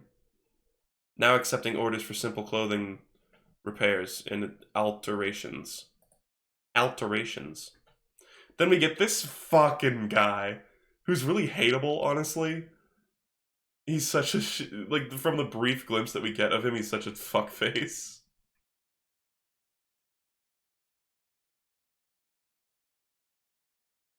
Want some animal crackers? I'm saving the camels for later. And then he goes, there's no need to be remembering. Or I think Jotaro goes, if you can't remember, that's fine. But then he goes, oh, we don't need to remember. But then he's like, oh, but I remember. I'm great at my job. Of course I know his name. Do you think I'm stupid? I know all my customers' names. I know got a great memory for names. Blah, blah, blah, blah, blah. Stalling. And he basically just bullshits his way all over the store until he goes over and just reads the fucking tag. Because he clearly didn't remember the name, and he's just being a dick. He's like, how do you even read his name? And then he gets fucked up by sheer heart attack. And it's like, come on. If you had just fucking actually been good at your job and remembered your name. Or remembered the guy's name. Come on. Or just don't lie. Anything. He's just an irritating character. I don't know. Maybe that's just a personal gripe. People seem to think that I'm being too harsh on this guy. That they call me harsh on Lynch. Anyway, his hand gets fucked up by sheer heart attack. Which, again, is something, like, we'd never see sheer heart attack just move so fast that it obliterates your hand. Like, this isn't an explosion. It just moved through his hand. I don't know what the fuck's up with that. It never does that again. Do you think we'll ever see a gorilla's stand in the future? I've thought about that. I mean, it certainly could be done. And we had, I mean, in Part 8, we've got one called, like, fucking Doggy Style, you know? After the Snoop Dogg album. I think anything's possible, and that would be hype as shit. Although it would probably be a minor villain stand. But I've got no guesses. Like, it almost, like, almost feels like Melancholy Hill should have been the name of Rainy Day Dream Away in Purple Haze Feedback. Maybe not. Actually, Rainy Day Dream Away is a pretty perfect name for that. Sorry, whatever. So we got Sheer Heart Attack, which is a little fucking tank with a skull on its face that says Koichi Amuro over and over again. And I think this is the first automatic stand that we see. I mean, Cinderella almost has some of the markings of an automatic stand. Oh, look at this shit. It just, like, obliterates his mouth and gets rid of his fucking teeth. That's disgusting. God, I forgot about that.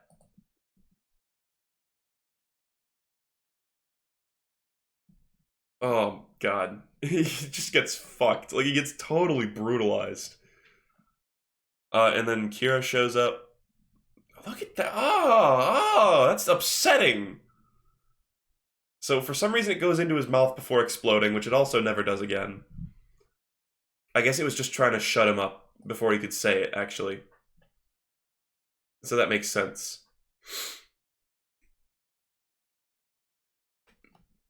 And, what else was I gonna say about this? Sheer Heart Attack is a weird fucking stand. Oh, yeah. I like how, with automatic stands, and we'll see this later on in the series, uh, they seem to have, like, lowered intelligence, and they have, like, a weird, like, specific rule for what they do to, like, follow you. And they also, it seems like the stand user can almost record, like a ringtone, like a message. What do you call it? A voicemail message? Where they just, like, have one line that they repeat over and over, and for this one it says, "Look over here." The tank's name, Sheer Heart Attack. What a cheeky way to say that. So yeah, it's like a sub-ability of Killer Queen, which is really weird. This is a kind of a unique scenario. I guess Epitaph is kind of a sub-stand too. There's a few in the series. So Kira's deliberately tugging on the jacket in a clunky way because he wants them to come over there and get blown up. But Jotaro's too smart for that because Jotaro's a fucking professional and he's not going to get mind-gamed like Shigechi.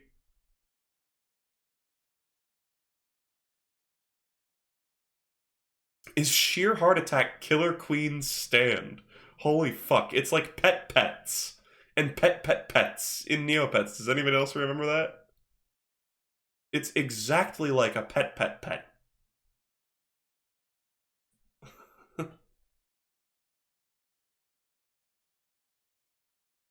And then this guy gets fucking obliterated too. He gets totally vaporized.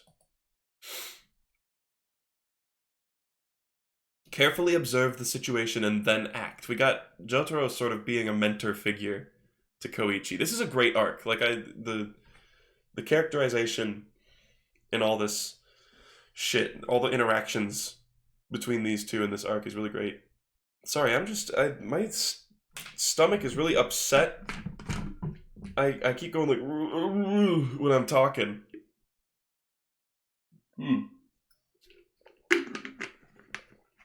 Ah, yes.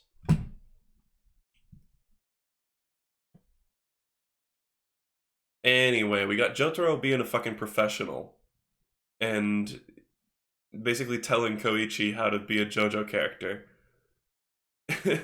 and Koichi's like, "Oh no, you're being too cautious. I can use my fucking stand. Fuck you." And then he gets the Sheer Heart Attack gets the jump on him. Fucking grinds its tires into his face and hair. That's pretty fucked up. Oh my god. I forgot how much, like, kind of there's, like, gore in this chapter. And then we get the fucking Jotaro, like, glory shot. This just feels a little bit like fan service. It's like, yeah, baby, especially in the anime when it plays the classic Jotaro theme. And then we get to see just Jotaro just, like, absolutely laying into this thing. I don't like uncooperative people. I suppose I'll just have to beat you into dust. He uses time stop, he fucking just destroys it, but it's also kind of invincible. Ooh. I think actually, doesn't Sheer Heart Attack say ouch at a certain point? We get just panel after panel of him just laying into this fucking thing to reiterate that it's pretty invincible. And then it just fucking comes back. But the cat came back. It wouldn't stay away. Do you get the fucking joke? 'Cause Killer Queen's a cat. You ants really think you can find Kira Yoshikage? What is this, a manga for ants?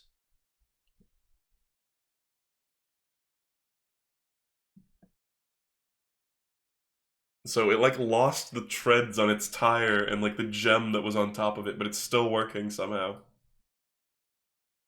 It just keeps fucking laying into it. He auras it so many times in this arc too. And it just keeps coming back.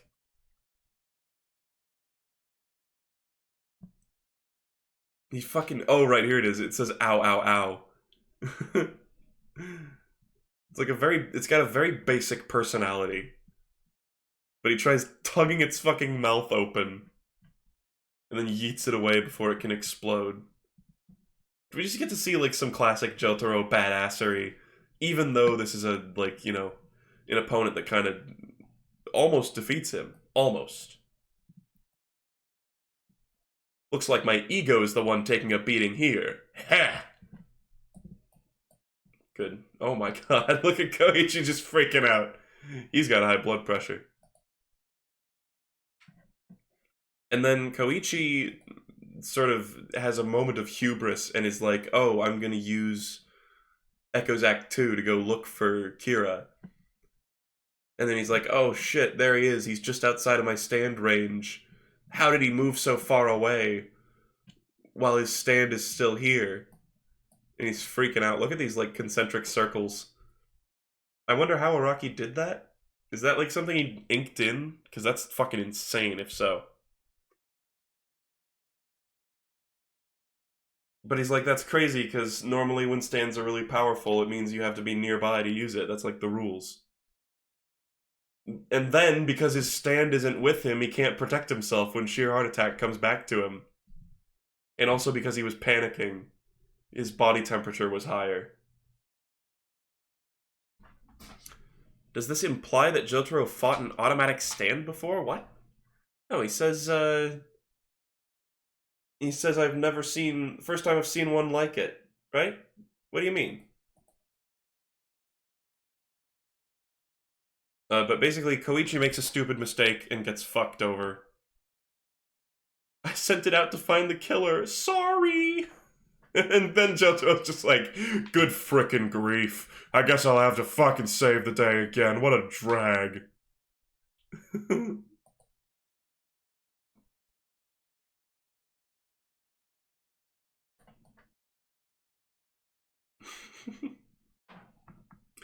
And then Jotaro uses his big brain. He's extrapolated that the thing goes after body heat, so he's like, alright, I'll make a fucking campfire in stop time. And then start it again so that sheer heart attack will go towards it. But I think the explosion is like proportional to the heat that it's going towards. Yeah. So he's like, it's gonna be fucking an insane explosion when it's going into this fire. And Jotaro gets fucked up. Mr. Joestar. Oh, right. This is something I always wondered about when I saw the anime. I was like, how was that drawn? The, like, heat vision bits. I was like, how was that even drawn in the manga? Same with the mind reading parts in part 3 with Darby Jr. But the answer is that Araki is just a badass and just drew a fucking, like, heat map.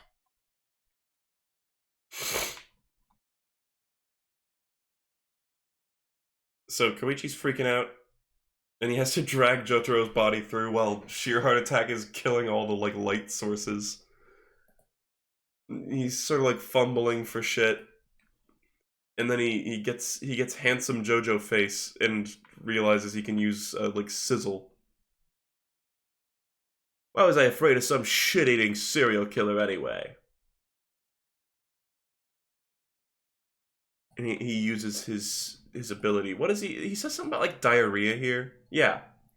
Why should I be running in fear like somebody with diarrhea looking for a toilet? Should it be the other way around? He should be running to me and shitting in me like a toilet. It's like, what? What are you talking about, diarrhea? It's strange, Koichi. Anyway, but he uses his stand's ability to trick it. and makes the word sizzle appear and dangles it in front of it like a little carrot horse situation. Sheer Heart Attack has no weaknesses. Anything it targets, it will kill. But Koichi pulled a fucking fast one on it. There's even a little cute drawing of a donkey with a carrot.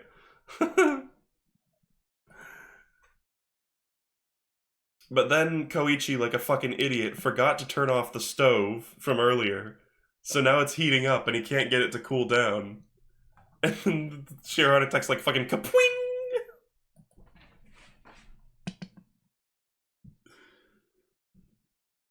And then he gets blowed up again. Centipede shoes! But he calls Josuke and gets him to come over so that the main fucking character of the part can be in the part. And then we're gonna get Echo's Act 3, the final transformation. And this part is so silly because Koichi's like, oh no! He's fucking dead! And it's like, Koichi, this has literally happened before. I guess he realizes it. He's like just panicking. But it's seriously for a second, he's like, oh no, bro! And it's like, dude. Don't you remember when this happened? I guess but he was just panicking. It's fine. That's a nitpick. But we get Echo's Act 3 running in like a fucking badass. Something about it like reminds me of Dragon Ball. What is it about Echo's Act 3 that seems very Dragon Ball-esque? I haven't even like seen a lot of Dragon Ball and it just feels like that. His shoes are like tied to his pants. And so something that doesn't really translate well, I think, is apparently Echo's Act 3 is supposed to talk like a rapper. And we see it in the manga, like, it says, like, motherfucking and shit like that. This is a great shot. That's awesome. I like all the wacky poses and shit. Anyway, the Echo's Act 3 is supposed to talk like a fucking gangster, basically. But that's something that in the dub of the anime, they just didn't even fucking go for at all. Besides him saying S-H-I-T, bitch, or whatever. But he's supposed to constantly just talk like a total fucking, like, cool dude. But, so yeah, now we've got Act 3. So now Koichi is fully powered up. That's the last phase to his stand. He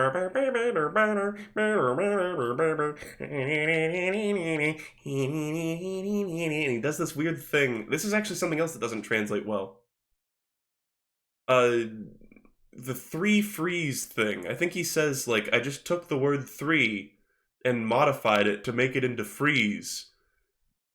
Because I think the words are much more similar in Japanese, but in English it's just kind of like, okay, bro. That's cool, bro. Cool that you did that.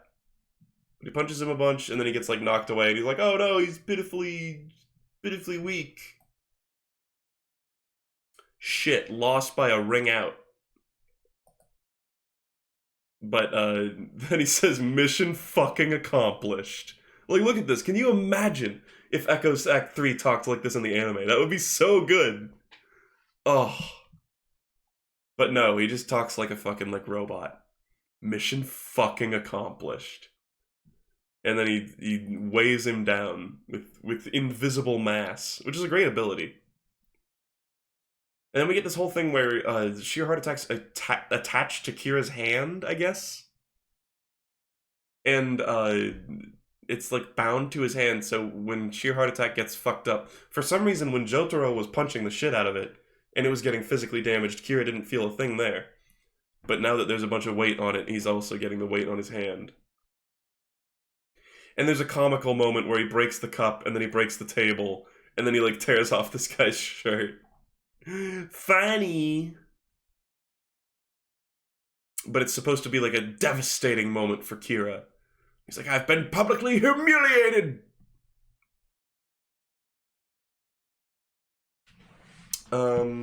and now it's still trying to move, but it's like dragging itself through the ground. Okay, can we just get this out of the way that this is such a fucking cliche, right? The unstoppable automatic bomb tank getting dragged through the ground, all right, because it's still trying to get to the guy with the body heat, but it's weighed down by the invisible fucking force. Who else saw that coming? Get some new ideas, Araki, bro. Come on. Oh, that's the end of the thing. But he says, what kind of power did you use to make it stop moving? I changed the spelling from 3 to freeze. No big deal. That's like the explanation we get on that. So it's like he's making a pun with his powers, which kind of makes sense. It's like wordplay. Alright. I might only have it in me to do one more volume today.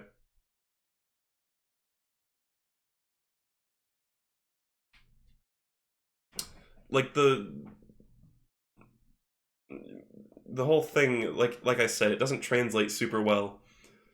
I guess in Japanese, I don't know Japanese, but I would assume it would be like furi and furis, furizu. Actually, they don't even have a th sound, so it would be furi and furis. So he just takes away one character, right? Something like that. Some people say that Act 3 is a downgrade, but the thing you gotta remember is Koichi can access all three of his acts at once. Like he has access, even now that he has Act 3, he still has access to Acts 1 and 2. So it's just a straight upgrade. Here we are. I think this is something that was referenced in the Chase opening, which is a great opening.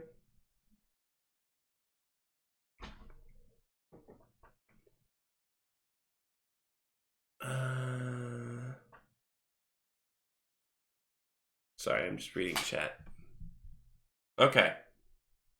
So another cool cover. This one was definitely colored by Araki because it's such a restrained color palette. And it's so weird. Who else could make something look this good in yellow and orange? And like deep red. Look at this. Oh, this is a sick cover page. Sheer Heart Attack is so fucking like fucked up. I feel like it doesn't get this visually fucked up in the anime. Like it doesn't even lose the tire tread, I'm pretty sure. So yeah, he's got less range, but he can do this weighing down thing. But the closer you get, the heavier it'll be.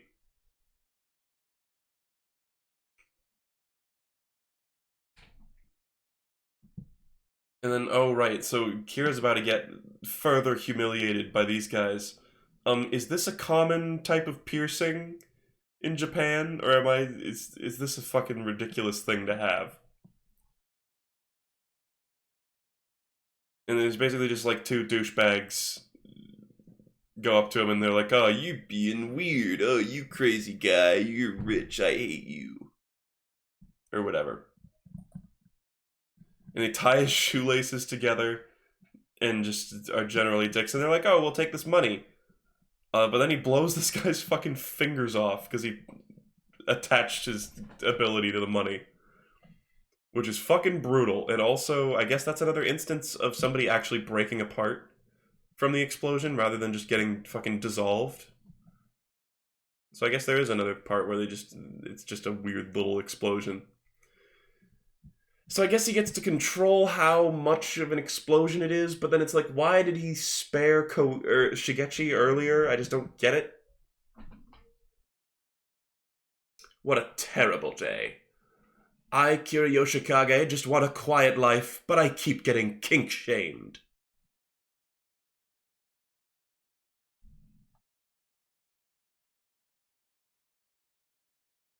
And then Kira finally shows up. This is kind of a top 10 epic moment.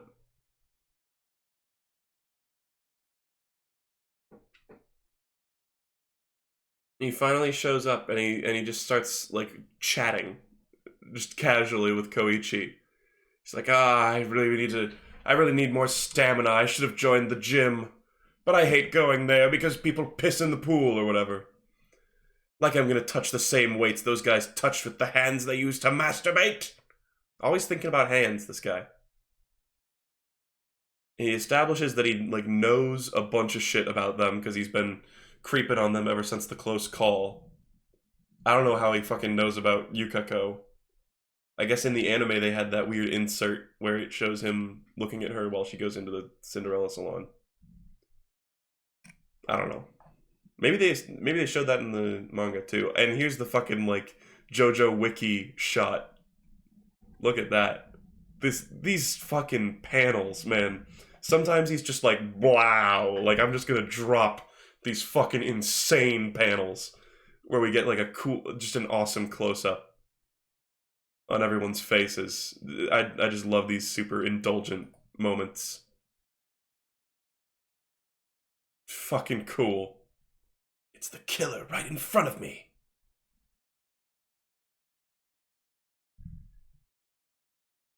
How many human lives did those long concert pianist fingers end? How many breads have you eaten in your life? Behind that normal face, his soul is stained black with the weight of sin. That's what Koichi's inner monologue sounds like. How many repulsive crimes have those normal eyes watched him commit? He looks way too normal. I like Koichi's inner monologue. He's kind of the narrator of the part. So it's good that we get to see his opinion on, like, how fucking whack this guy is. I can't believe he'd just reveal himself. And he goes absolutely fucking ape shit and tries to punch him, but he pulls the anime move. I don't even... What is the name of this maneuver? Where you have the open palm and you block every punch? Seen that done like a million times. That's an actual cliche. That might have been started here. I don't even fucking know.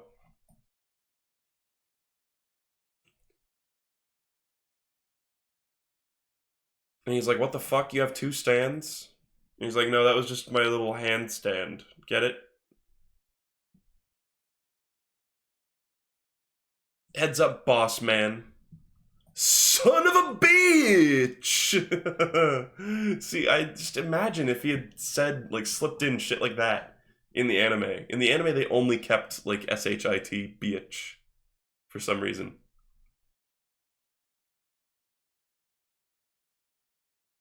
But they're like, oh, I only have the option of pinning down one of these guys. Stop the bomb, and then he gets fucking destroyed by Killer Queen. And we get more characterization for Kira, where he's like, he's being a smug dick about it, where he's like giving him his tissues to like wipe the blood away. And he's also just fucking him up. He like grinds his hand into the ground, he sticks his shoe in his mouth. He just fucks up Koichi.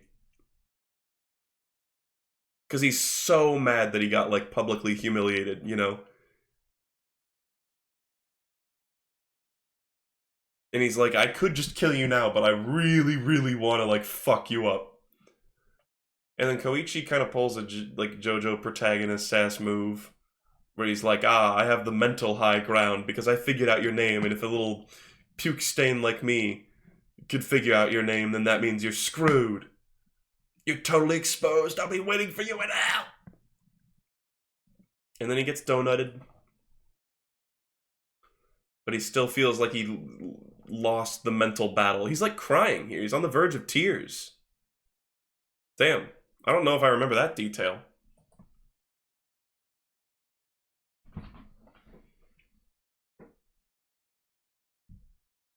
So, oh, look at that. Echo's Act 3 fading away, but, like, Koichi's not really dead, so whatever. This punch has been happening for, like, a minute, and the blood is still just pouring out. And then Kira gets bothered by his socks being inside out. He's like, did you really not check? I gotta fix this or else this is gonna drive me fucking nuts. Which is such a strangely relatable moment. Even though it's so creepy. And he's like, alright, now I can kill you. And this is a fucking classic pose for Killer Queen. Your uniform. He turns his uniform into a bomb. But then Jojo's like, psychologically, you defeated him. Oh yeah, these totally are just little, like, crosses and O's. I always assumed that was, like, the male symbol for whatever reason. For, like, Mars or whatever. Or, like, Mercury, I don't even know. And then we get Jotaro coming in, being a badass. And he's gotta whoop the shit out of Kira. One last time. Not really, it's not even the last time. But Jojo kind of pulls this mind game as well, where he's like, oh, I'm really weak, oh, I'm wounded, blah, blah, blah. He's like, your stand seems pathetic in your weakened state, you fucking buffoon. And then Jojo's like, nope, I was just pretending to be weak. I can still punch the shit out of you. Yare yare, bitch. He pulls out a one-liner, he whoops his ass. This is another great moment in the anime, because they bring back the old theme again.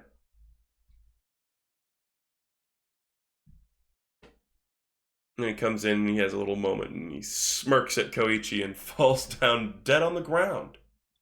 Oh yeah, and Kira figures out time stops so fucking quickly too.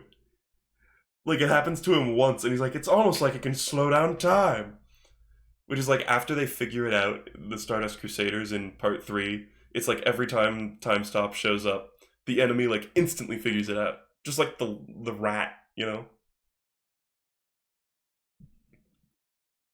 And then Josuke shows up and he's like, oh, everyone's fucking dead and there's this random stranger here. These are some kind of artsy panels of, and this is supposed to look like when you have your eyes closed and you just see like the weird shapes, you know?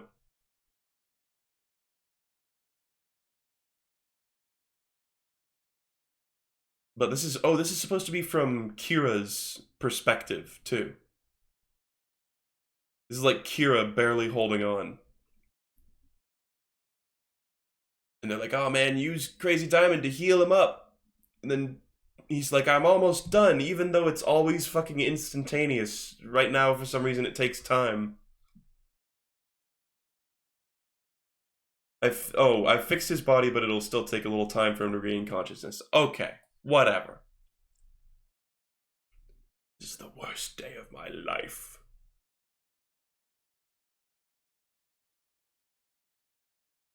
So, Kira's in a bad fucking way. And only now is he even meeting the main protagonist, you know? And he has to show them his face, and he's like, oh, fuck. But then he pretends to be just like a passerby who got caught up in the mess. Because he's a fucking clever bastard. But then, Josuke, what does he even notice? Right, he's like, why do you think I can fix your wounds? He's like, hurry up and heal me. And Josuke's like, how the fuck do you know I can heal? He's like, you must be the fucking enemy stand user, idiot. Kira's like, fuck, shit.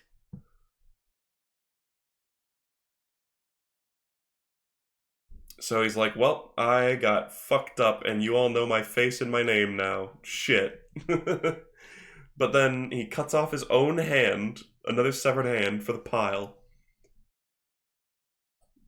And what is he? Oh, he does it so he can release sheer heart attack, right?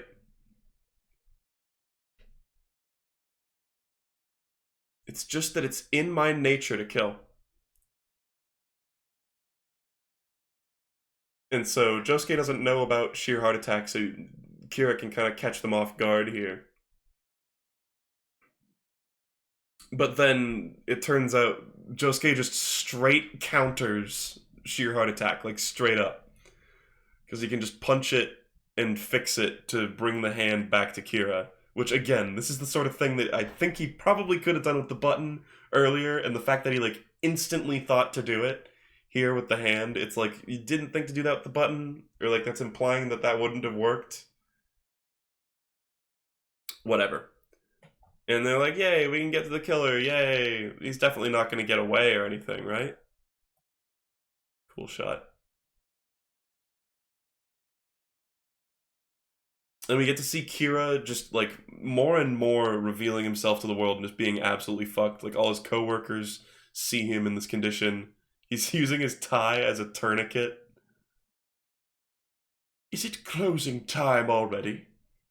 Meanwhile, people are seeing a fucking severed hand flying through the streets of Morioh. Ahoo. The button wasn't broken, the string that holds the button was broken, but the coat is also a thing. Like, the coat was broken by the button being missing. I believe that's well within Crazy Diamond's rules. Being flexible as shit.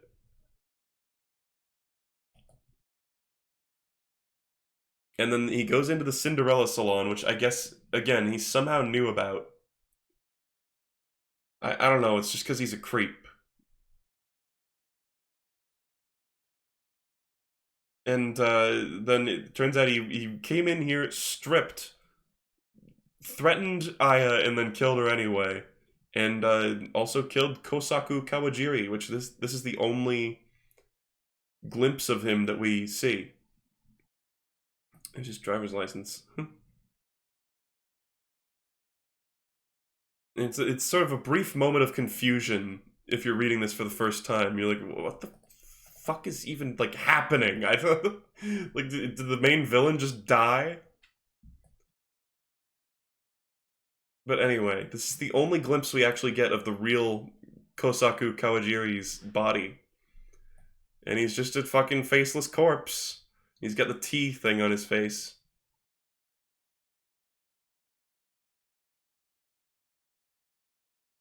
But for some reason, again, why didn't he just evaporate both of these bodies?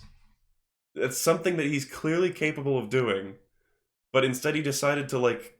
I guess, no, Aya's... she's a trap. She's rigged to be the bomb, so he wounded her as, like, bait. But, like, why didn't he just evaporate Kosaku's body? Whatever. So... he forced me to use Cinderella to change their fingerprints and faces, hair too. So he's a totally different guy now. So now that he's got everything revealed, he managed to fix it. Aya gets totally fucked up. I guess actually Kosaku's body also gets fucked up. So never mind. Never mind. And then they go out the door and it's a fucking crowd of people. And they don't know who it is. Somebody in chat was saying this is a very frustrating moment for them. And it is, it's supposed to feel frustrating. It's like, he got away!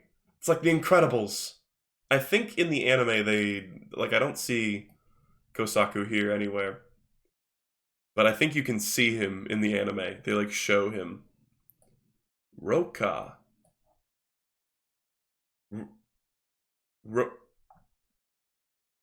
Roka. Hold the fucking phone. Oh, man. I can't stop thinking about part 8. Okay. Well. You fucker, get out here. I don't know, can we see him here? I mean, we might be able to. He's just like a dude with black hair. But no, he's a face in the crowd again. Kira Yoshikage assumed the face, name, and address of a complete stranger. Only Killer Queen and his original left hand remain. So he got a hand back, too. So Kira lost his hand, and now he's got it back. So that's the count of just number of times Kira has lost a hand. That's at 1. Recall this later on. He got away. It's just devastating. What a devastating ending to that arc. Now we got Adam Hart father, right. Forgot about this. Hold on, I'm just looking at the volumes. I need to go, like, get some food, so I'm probably done after this volume. Yeah, this is Father's Tears. I'm only doing 3 volumes today. I guess next time I do this, I'll do Junkin Boy is Coming, Highway Star, and The Cat Likes Yoshikage Kira. And then... actually, I should probably try to squeeze Enigma is a Mystery into there, too. And then I think for the last one, I'll do My Dad is Not My Dad, Another One Bites the Dust, and Crazy Diamond is Unbreakable. And then Dead Man's Questions after that. That might even be its own stream. I don't even know. It's kind of short, so probably not. But yeah, I'm just going to the end of this volume because I'm tired. These are exhausting. Like, I like doing these. I'm sorry that there's such a huge amount of time between episodes. I swear I'm gonna start doing it more regularly again. I just got off track.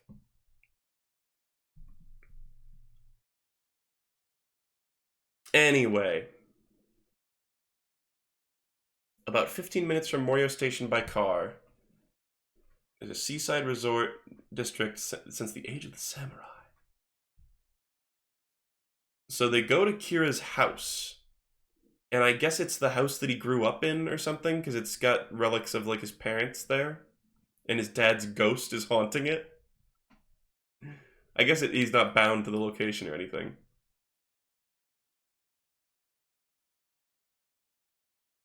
And we really don't see too much of Kira's life when he's just living normally, but this is the best look that we get into it. Koichi's fucking puking thinking about the idea of chopped off boobs of girls he killed in the freezer. Jesus Christ. Okyasu, you gross fuck. He's got a bunch of second place trophies, which is kind of funny. Second and third place, he blends into the crowd. He's average, but like intentionally.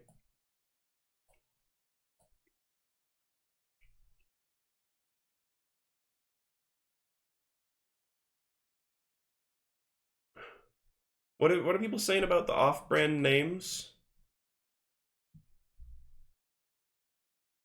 What do you mean? People are saying this. What?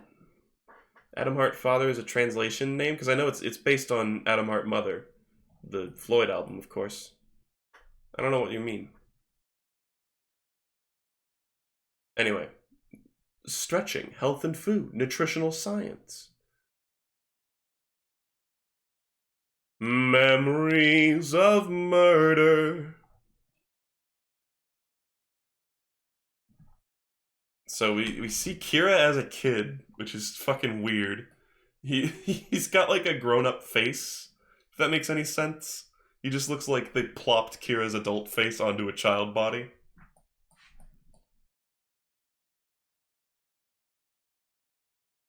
We get to see, this is his mom, who plays essentially no role in the story, honestly. His mother died peacefully sometime afterwards.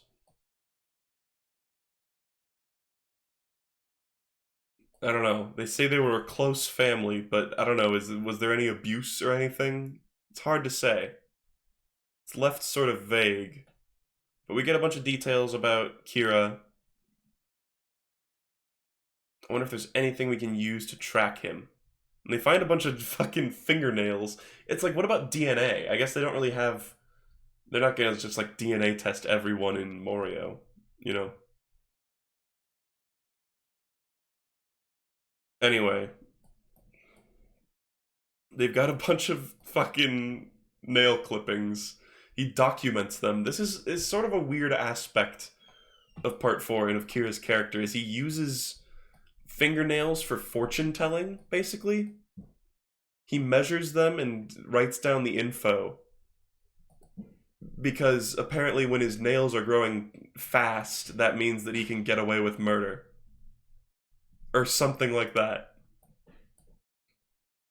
Years where nails grew over 30 centimeters. Perfect. No one can stop me.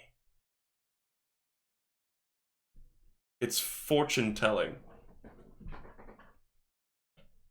Predicting the best times for murders. This is something I'd often forget about, honestly. He is a hand obsessive. Use Crazy Diamond on the fingernails. That's also true. Although, with that, it's like, I don't know. It's like they wouldn't just fit right back onto his... I don't know. I don't know. What if Josuke punched this jar of fingernail clippings? Would all the fingernails just go back to Kira and he would just have super long fingernails? I don't even know. That sick fucking bastard! There's a lot more swearing in the manga than there is in the anime. And then we get this weird stand fight with the camera. This is like an ability that gets used once during its fight and then like almost never comes up again, except that it's like the fact that the father is in a photograph. But like he never uses this whole like trapping people in like a picture power ever again. Hmm. Doesn't work, the nails are dead. I think he can use his fixing thing on inanimate objects. They don't have to be alive.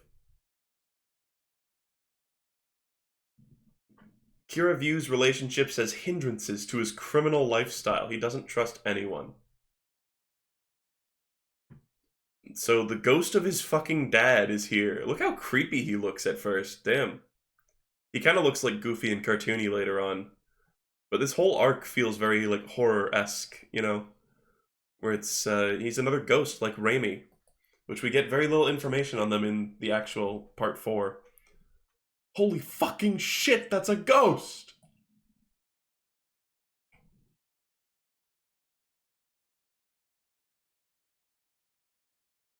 And then they get a call from him somehow. I don't know, he's calling from inside the picture. Do you get good reception inside a photograph? I don't know. But they can't, like, leave the edge of the, like, frame of the photograph that they just got trapped in. And this guy's telling them that for some reason. He starts moving in the picture. He looks so creepy, damn. Jesus Christ. Also, I like how he was normal sized in the picture of him. Like, the picture of him and, like, the mom and young Kira. He was a normal dude, and now he's like a Koichi gremlin, you know?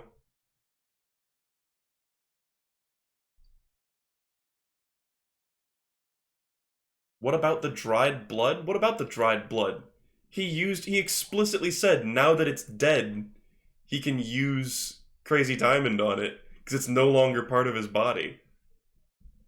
In the final fight, what the? I would be willing to accept that the fingernails thing wouldn't work because his fingernails have been like growing back or whatever by now. But I don't think there's ever been a rule about if something has to be alive or dead when he uses Crazy Diamond on it. Anyway, he's being all spooky on him. They're getting fucked up by a telephone.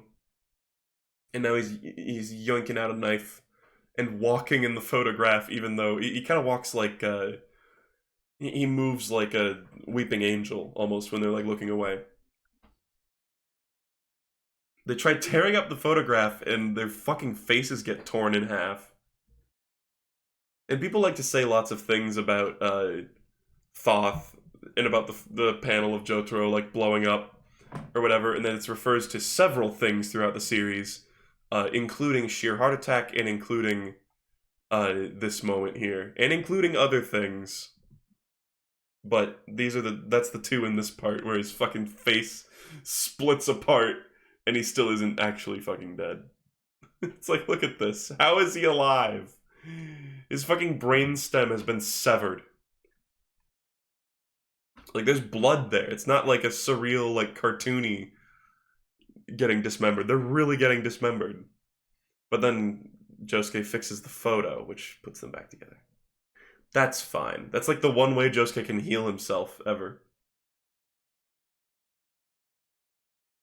So they can't move in the picture. They can't leave the frame of the photo. Okuyasu tries to get into the frame of the photo and it's just like negative space. He just passes right through it instantly, which is kind of funny.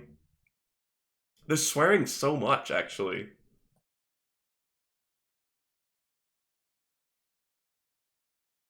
So they're stuck in an invisible wall. He's like cutting off Josuke's fucking head. And Jotaro's like, nope, we're totally fucked.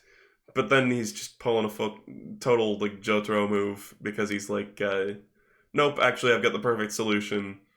We just need to take a picture with him being the only one in the photo and it'll fucking like reset his ability and he'll be stuck in it. It's like, damn, it was that simple, huh? And look at that, he gets erased from the previous photograph in the perfect oval. Fuck off. Oh, God. That's funny. Oh, yeah. And then, a great moment. Jotaro says, Josuke, finish him off with a one-liner. And then Josuke totally fucking blows it. You weren't scary at all, you big dummy. And that's not a bad translation. He's supposed to sound stupid. And he's got his eye closed, which they establish in the Enigma fight means he's scared. That's a fun little Easter egg. I feel like that might have been intentional. Look at that. Damn. Just damn. That's a great fucking cover panel. Anyway, so he got japed. He's like, ah, fuck. I can't believe you've done this. He tries to get to the camera, they fucking, like, smash it. Rip, like, Polaroids in Jojo. They just... Polaroids get destroyed more consistently than dogs. He folds him together. This is like a meme for some reason. I don't know. And he gets stuck in here, and it's frightening. It's like, oh, he's like stuck in this like permanent like darkness world. It's like, damn, that would have been like a... Imagine if they had just like filed him away somewhere. Or something. That would have been like a Cars-esque death. Or like Enigma-esque death, I guess.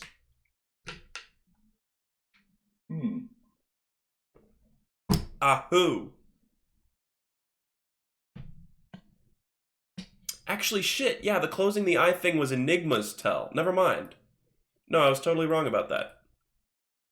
He bites his lip like he's fucking nutting when he's scared. That's true. No, I totally mixed that up.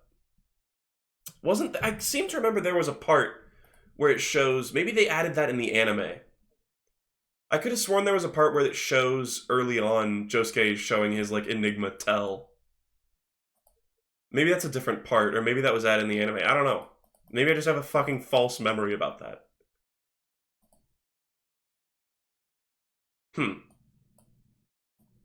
Anyway, then... then fucking Adam Heartfather, or whatever his name is, Yoshihiro,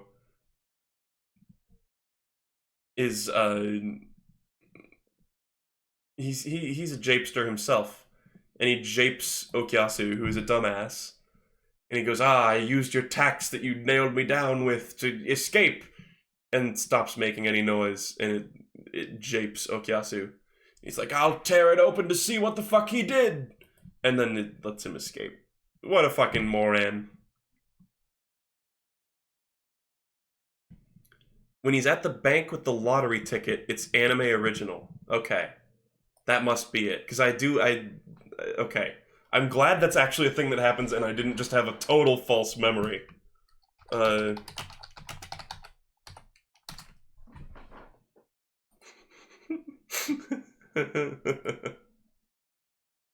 Here it is.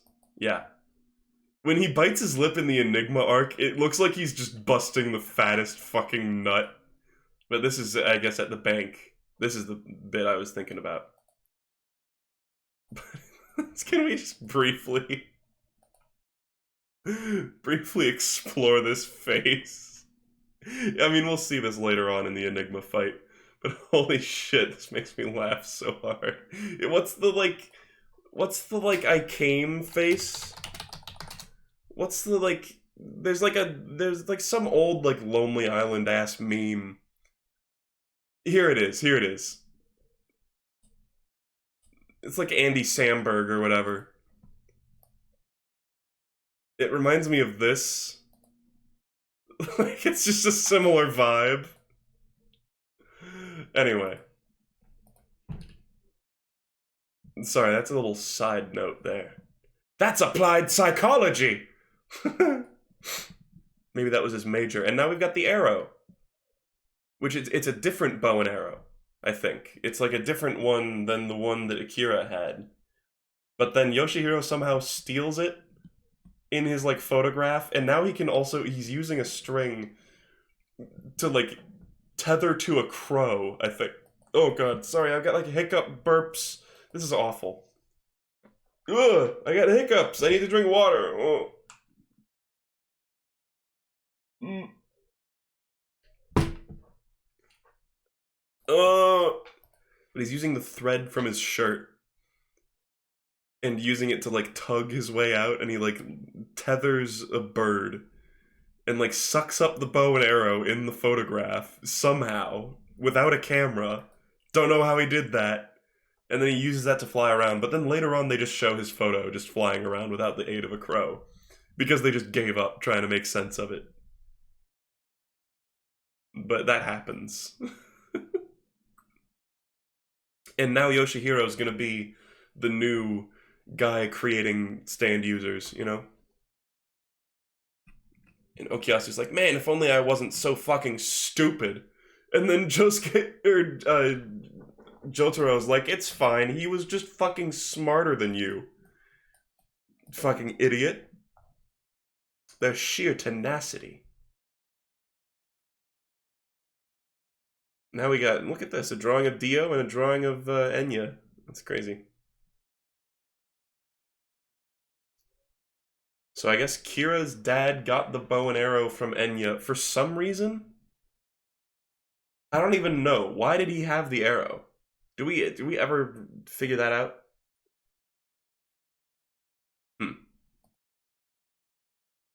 And now, so he's this ghost dad in a photograph with a bow and arrow is out to protect his son. And the bird that he's tethered to shits on his new mailbox. Ever since you were young, you needed to murder women. And nobody could stop you. But since it made you happy, I decided to help you. Oh, what a caring father. And then we get a little glimpse. We're going to get another Kira teaser, but now it's of him as Kosaku. And we got this bitch. What is her name? Oh, fuck. I'll be reminded of it soon. But she's fed up with her home life. And this whole thing, this whole dynamic that they have, Shinobu, right? This whole dynamic that they have is pretty great. This whole segment where it's Kira posing as this normal schlubby guy at home, like infiltrating the family after having stolen his face. And he kind of has to like put the pieces together of what their relationship is like. And it's very clear that she's like quite unhappy with the guy who's now dead and being imitated by a serial killer.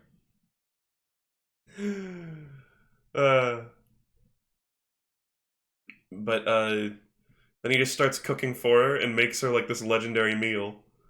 She's like, oh shit, what the hell is this? Wow, this is really good. I want to eat that food. I'm gonna go eat food right after this, and I want to eat just exactly. I want Kira to cook for me. And she's like, why are you clipping your nails, honey? We don't even get to see his face, damn. But that's it. That's our glimpse of the Kosaku Chronicles. And this bitch being fucking clueless. So that's it for today. I know that was a bit anemic in terms of actually covering an amount of JoJo, but oh, I need to ease back into it. Like my voice is getting tired. Oh, everything's tired. But I will be doing this more now. Just got a couple subscriptions also, just very last minute in the stream. I appreciate that. Thank you for all the subs always. But that's it for today. Love Part 4. Gonna keep picking it apart just for shits and giggles. I hope you'll join me next time. Bye bye, guys.